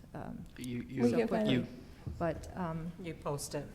Yeah. MTA, you could post it at. You can post it. You can post it with the MML, Michigan Municipal League. Mm-hmm. The easiest way to get an interim manager, the MML has a list of mostly retired city and township managers. Mm-hmm. Many of the people on the list have township experience, and so they understand the sort of complexities of the council manager form of government as it relates to townships, which is somewhat different than cities. And so there's a list of about 15 people. What I would recommend you do if you're going to bring in an interim is you bring in one of those individuals and contact the Michigan Municipal League for an interim position, because these are individuals who have 20 or 30 years of city management experience, township management experience, county management experience, the works. And they're individuals that will know and understand how to walk you through that process and create that transition. So that's what I would recommend. And if I may just add one thing to the conversation. Go ahead. Sure. Mm-hmm. Well, I think one of the things that's important to add into your analysis is I 100% agree with Jackie. I 100% agree with Janet. I appreciate all of the incredible sentiment that I've heard here tonight. Trust me, as I said, I have a special place in my heart for Northfield Township, whatever decision you make. And there's no question I put my heart and soul into it. The critical analysis is that it's a different form of government, and it is not necessarily tied to dollars and cents. The council manager form of government, bar none, is the most prevalent form of government in all of the United States. You can look at International Council Management Association and look at the statistics of municipalities, counties, townships that employ essentially a council manager form of government. And a council manager form of government is not a government that has a council and a manager, because obviously there are townships that are under a council manager form of government. A council manager form of government is where you have 7 elected officials, 5 elected officials, whatever the case may be, and those elected officials deal in policy. They deal in the policy issues of the township. They deal in the vision of the township, where the township is moving, what are the issues that need to be tackled. And then you have a day-to-day manager or administrator that ensures the implementation of those areas. So Trustee Bellinger, it's not really necessarily a distinction between elected and paid staff. It's really a distinction of roles. And under a council manager form of government, the board sets the policy agenda and the manager implements it. And that policy agenda can be anything from transparency to parks and recreation improvements, to changes in accounting systems. There's always got to be essentially somebody overseeing the administrative day-to-day operations of your community. And that is essentially the township manager, or excuse me, the council manager form of government, where the manager acts as essentially a chief administrative officer. And the board acts as a board of directors, setting the policy for the community. And the manager is independent of any member, one member on the board. The manager answers to the collective of the board, but not to any one individual. Obviously, in townships, it can and does get a little bit more complicated because of the unique structure and nature of townships. But that is the really important thing to consider is the foundation and role of the government. And I do believe 100% that a good manager will pay dividends in terms of cost savings and in terms of dollars and value and projects and all of that. I believe that to be true. And if it's not true, you fire the person and hire somebody else. But that's my only spiel. It is obviously your decision. This is a policy decision and probably the biggest one that you will face in 4 years. Okay. Thank you for allowing me that. Okay. I think it's important that, that we understand the cost benefits, and we had discussed before, before you decided to leave, Mr. Fink, the fact that this board didn't necessarily understand and didn't know that the community had bought into the council manager form of government, and that we would have a workshop on that so that that understanding would be out there and how we work together. So I would still like to have that that educational piece, and hopefully immediately in January do that. So so then could we have something that so instead of moving forward with the township manager, could we say that we by the 10th of January, that would be our next meeting, that there's something brought to the township board in regards to what's available to us at MML, have further information available to us. And yes, I did speak with someone at the MML today, and she did send me some information. I haven't looked at that yet. Okay. As, you know, different steps that they can do to help us through the process. Right. Okay. So we should all have that information. Right. So we've all started. I mean, we've started to gather that. Starting point, you know, today. Okay. You know, I spoke with someone there. I think it's good that we kind of just sit on this for just a minute and, like, say, get some additional information and better understanding of the various options. I would like to see this, I don't know what you call postponed, or, like I said. And I understand the purpose of that people need to learn about. We have had 4 years of a manager, so there is some knowledge out there. And if you've been watching the government and involved in it, and most of us have, so this isn't new to us, any of us, but I think if we let it go longer than 30 days without making a decision one way or another, things are going to start sliding, and we don't want that to happen. And they will get overwhelming. Yeah, I mean, I think we have to put a timetable together, and in that timetable, I mean, we might want to hire an interim so things don't slide, so that we get ownership and buy-in from the community one way or the other. Right. Okay. And I think once the community buy into it, you're right, it's going to be one of the most important decisions. I don't know which way it will go, you know, at this point. I want to get buy-in from the community and have a frank discussion with them, with our constituents, on how they want us to go. But in the meantime, I think we'll probably need someone to make sure that everything is done. Because most of us are new.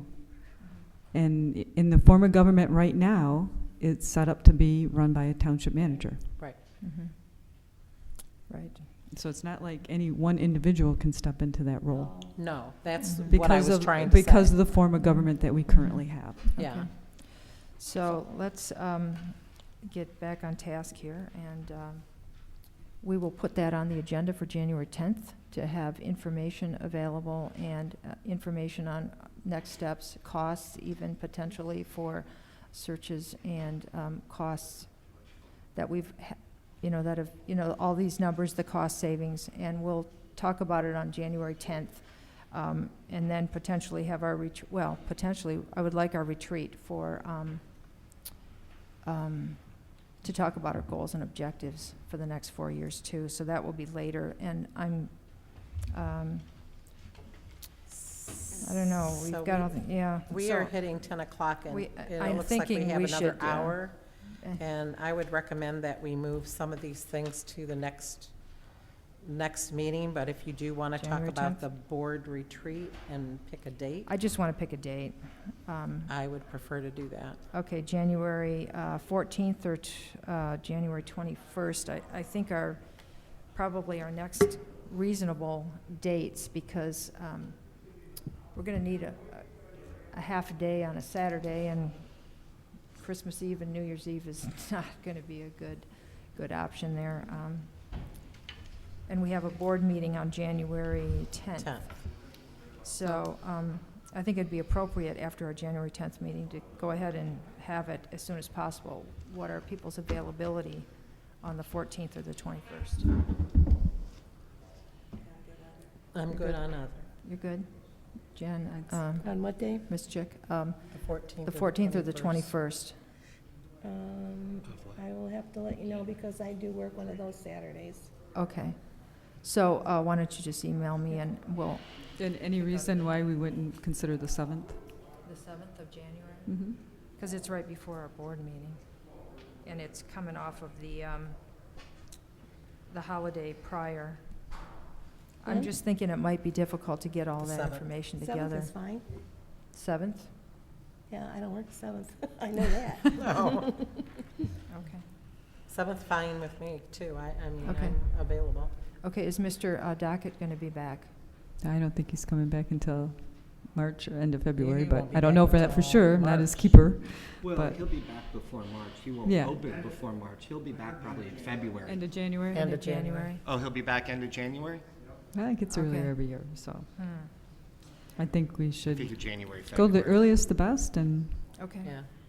So, I'm sorry. Yeah, I'm just wondering how quickly we can pull the retreat together. well, we still will have Howard here at our availability until the 5th, so he might engage. Yeah. Sorry, Mr. Fink. It's okay. I want to help you through No, this no, I process know, I as know. whatever so, I can. So while Okay. he's here, we could probably engage him and have him, help us Put prepare together the that information. mission as needed. Okay. I'm hoping that the retreat is goals and objectives and not necessarily just dealing with the township manager. I mean, No, other than- No. I have a list already going. Yeah. Oh, me too. So, I Me mean, it may too. be where we might need 2 days, Yeah. Yeah, but, Like as two yeah. Saturdays or something. Yeah. The last time we did this, the one time we did it, we were At the links. a half a day, wasn't it? A half a day at the links. Okay. Has to And be a place people- where the public can come. People can come, Oh, yeah. people were able to come and go, but there wasn't very many people that did come, but we got a lot done. Okay. Okay, well, I'll work with Mr. Fink and we'll see what we can set up. And so is everyone okay with January 7th then? I believe January 7th is open.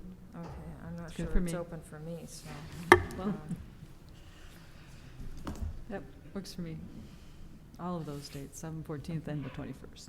Yeah, all those dates were. Okay, waiting for Google to come up, just a minute. So before we go, can I ask about the Farmland and Natural Area Preservation Committee? Can we have some information, at least emailed or?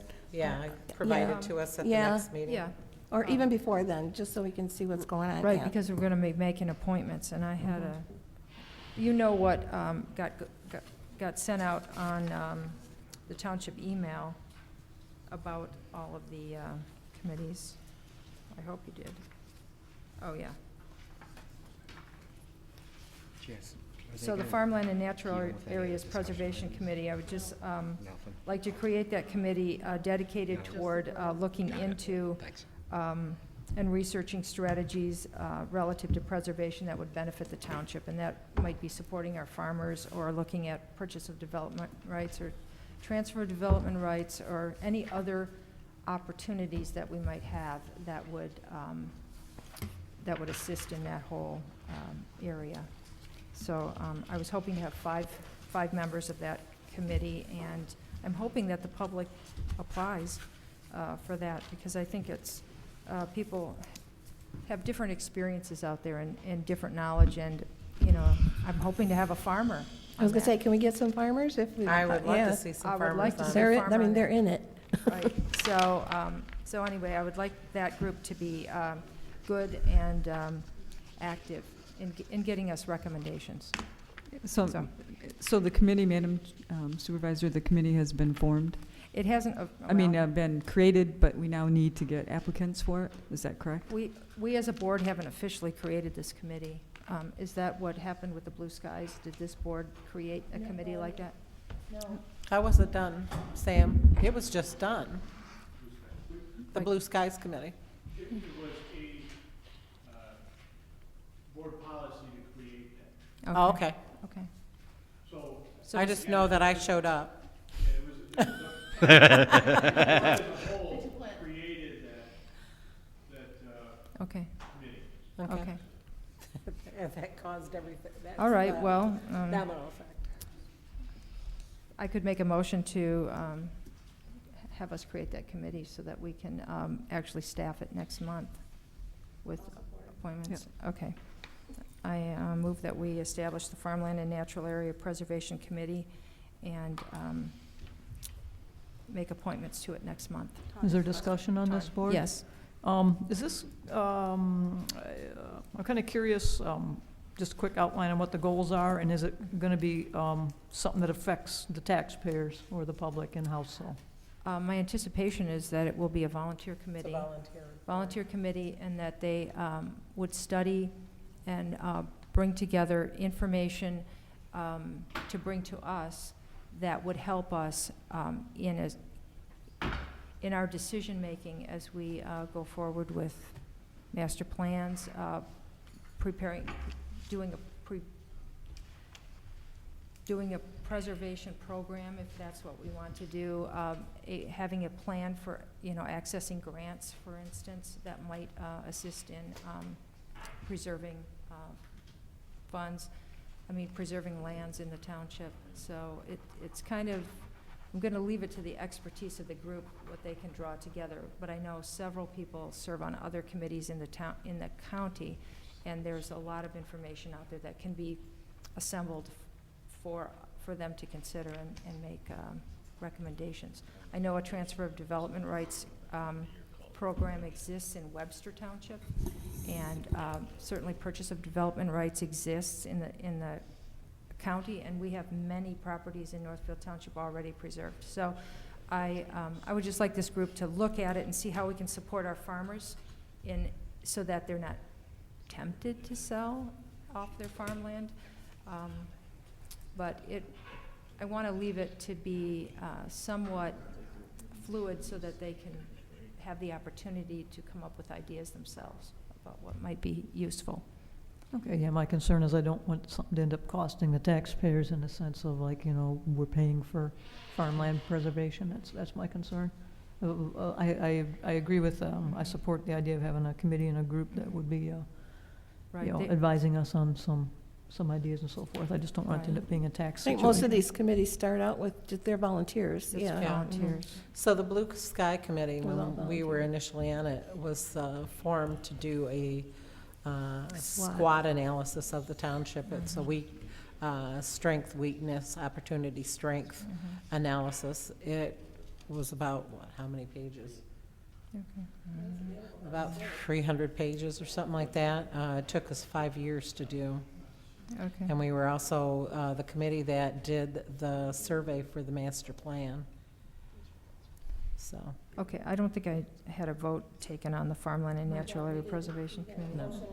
Okay, I motioned. And Who discussion. supported? I did. Okay, Chalkley, motion, Chick supported. Do we have any more discussion on that? Okay, roll call, please. Bellinger? Yes. Zelenak? Yes. Chalkley? Yes. Manley, yes. Otto? Yes. Chick? Yes. Okay. So we'll look at the board retreat, and now it's... So did we pick a date? I mean, is it going to you be want to the... shoot for January 7th to do? Because we should get out to the public, certainly, and do we have a location? Should we do it here? We have I to, asked. let's look into that, and there'll be an announcement. We can do it here. We could, in this room? Yeah, start here anyway. It's- We could. Yeah. Well, it might be good to have it at a different location, because some people might be intimidated to come here. I mean, it's just a thought. Yeah. Here is okay, but I mean, you could probably get it over, you could probably contact the links rather quickly because. Okay. Okay. Well, we have a little time, so that notice will go out. Yeah, I mean, because you Everyone probably will want to know. get it out 2 weeks in advance, just like any Yeah. meeting. Yep. Okay. So- Madam Supervisor? Yes, Mr. Fink. We'll ensure that there are refreshments and food for everyone, for the board, and refreshments for people and anybody that comes and all of that. So, you know, you guys will be here for a while. You'll need sustenance. Thank So the you. date's set, but the place to be determined? I thought you guys said we were going to do it We can do it here, or we could, you know, we can go to the links, but it's probably cheaper to do it here. The links Yeah? was free last year. Yeah, it Was it? free last year. How did that happen? You have to convince them to open now. It's Right. the middle of winter. Okay. All right, this is accessible. Let's do it here. Yeah, let's do it here. Okay. And then, you know, it can make, obviously, people listening today will know it's here and the date, and Okay, January 7th. We we'll haven't certainly picked a do time, more though. advertising. What is it, 1 to 5, or 10 to 2, or 11 to 3? I've got a feeling you're going to need more than 4 hours. I think so, too. 'Cause All right. We've 10 been to pretty 4? long here tonight. I so- think you should plan for, you know, a 6 to 7 hour day and see where you go and see where you're at. Starting at 10. 10 to 4. Okay, 10 o'clock. Okay, we don't really need to discuss code enforcement. Do we or need to the make a committee's- motion for that, or no? I don't think so. Okay. Okay. So we'll discuss, the other discussion items can be put off. Okay. So now is the time for second call to the public. Sorry it's so late. Growing pains. Does anyone, would anyone like to come and speak at the second call to the public tonight? Good evening. Good evening, Dan Smith, 1988 North Point Drive. First of all, congratulations to Mr. Fink on his new role. Northfield Township is a pretty nice place. So is living on Lake Michigan. So I can imagine the difficulty Mr. Fink had in making that decision. But it sounds like it's a good move for him and his family. So congratulations on that. I would encourage the board, the 6 of you or 7 of you on Mr. Docket, to waste no time in appointing an interim township manager. We should do that post-haste. Perhaps you appoint Ms. Carlisle immediately, or maybe you conscript Mr. Wagner into service again. I know he's serving that role. He probably would not be too thrilled to do that, which is why I said conscript him into such service. He probably would do that reluctantly. But the point is to appoint an interim township manager post-haste with all due speed. This is not something that the members of the public really have any say-so over. This is something for the 7 of you to make a decision about. The township manager helps the 7 of you do your job on our behalf. All right. The only say-so the citizens have in this thing is it's not really a township, a different form of township government, unless you were to offer us the decision to make a charter township or not. All right. With the township manager, he is someone who works with the 7 of you to carry out the job that you do on our behalf in Northfield Township. Referring to it as a different form of government is a convenience, but it really isn't a different form of government. The form of government has remained unchanged. You don't have the authority to change that as the township board, and the only authority we citizens have is to make a charter township. That would change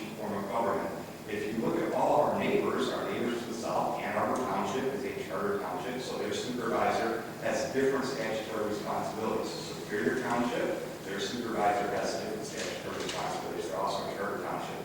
To our northeast, Lyon Township, Reno Township, Hamburg Township, those are all charter townships where the supervisor has different statutory responsibilities.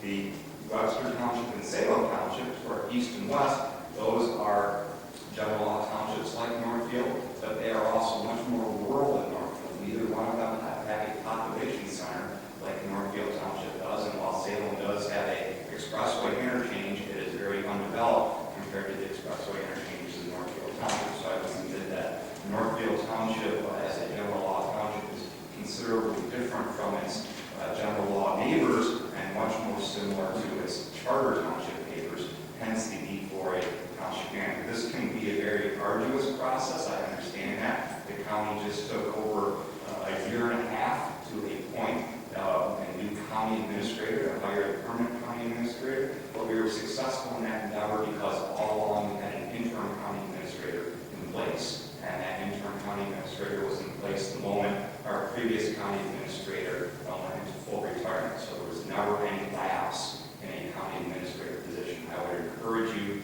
to absolutely minimize the lapse that you have in a township manager and appoint someone as quickly as you can so that all the great things that was mentioned earlier about the things that Mr. Fink has accomplished can all continue to be accomplished on your behalf for all the residents in Northfield Township.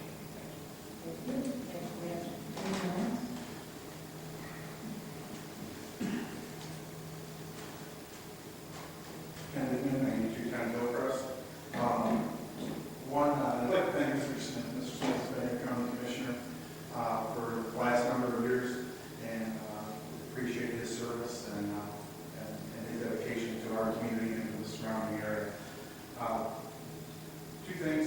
One, it was nice to hear him back confirm that considering the school transportation issue and addressing it, I appreciate Mr. Fink's comment on that. We just need to hear that hard commitment in public meeting. I get it. And also, Township Manager, it comes down to the continuity of government and the ability for government to serve the people. One thing, all of you, I appreciate you putting yourselves out there, being elected, and serving today. And I think all of you will continue to serve your full 4-year terms to the best of your abilities. What this township has found in the past is that's not the case. And what that has done is that it's done a disservice to the residents of Northfield Township. Because each one of you is really just 1/7 of the township. None of you have any decision-making authority above the other, regardless of your position and title. The supervisor has responsibilities overseeing assessing and running meetings. The treasurer is responsible for collecting the taxes. The clerk and sending out the tax bills. The clerk is responsible for elections and paying bills.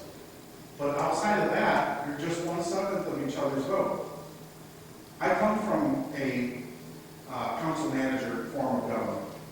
Every school district in this entire state is a council manager form of government. The superintendent of schools is the manager. He's the only employee that the school district has. The only employee. Every other employee is an employee of the superintendent. It's a hard thing to wrap your head around, but we do set policy, we set direction, and we tell them what we want to accomplish, and it's their job, full-time, to go full steam ahead at accomplishing that goal.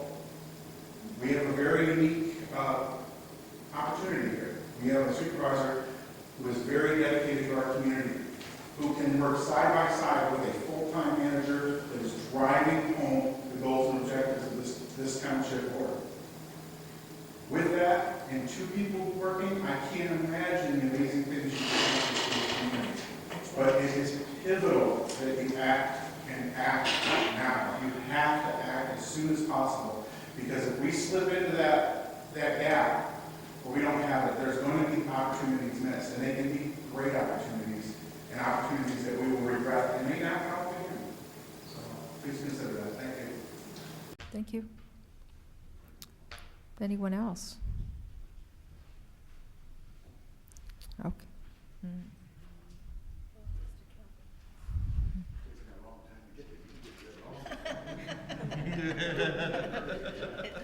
David, run. So I heard up there, it was Pat Kelly, 8310 Main Street, downtown Northfield, Florida. You know, first of all, I want to thank Howard. He's very bullheaded, but I'm going bullheaded. No. He's going to that Western United States. He'll send letters back and tell me how good I was. Anyway, folks, you're not inventing the wheel, it worked. So keep it going. I mean, it's simple. Thank you, Howard, for your services. Thank you. Thank you, and the board, too. Thank you, Pat. Thank you. All that would be good another done time.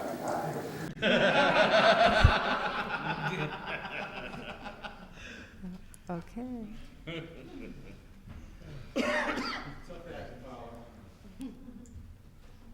Gordon, 5558 Elmer. That's better. I was really pleased to see tonight's meeting. I think the communication was better. The tension was gone. There was more interaction between the people who came up to the microphone and members of the board. It wasn't you're there and we're here and the twain shall never meet. I think that's great. I think that's a big improvement over the previous board. You got 3 minutes. I got 3.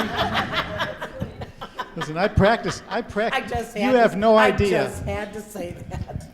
I don't think you. I don't know if you appreciate how much time I spend honing down what I'm going to say so that it fits into 3 minutes. More than I ought to, actually, I think. But I be that was as just kidding. be that as it may, I think it's very prudent of the board to try to figure out the best way to move forward. I know that Howard has been given a lot of credit from a lot of people here for coming into the community and straightening out a lot of the procedures, helping with insurance premiums, the things that the day-to-day administration needs to be taken care of. Hopefully, a lot of those things can get set into a procedure that continues whether the person is there or not. I think it's a luxury to have a township manager. I understand the concept of having a township manager.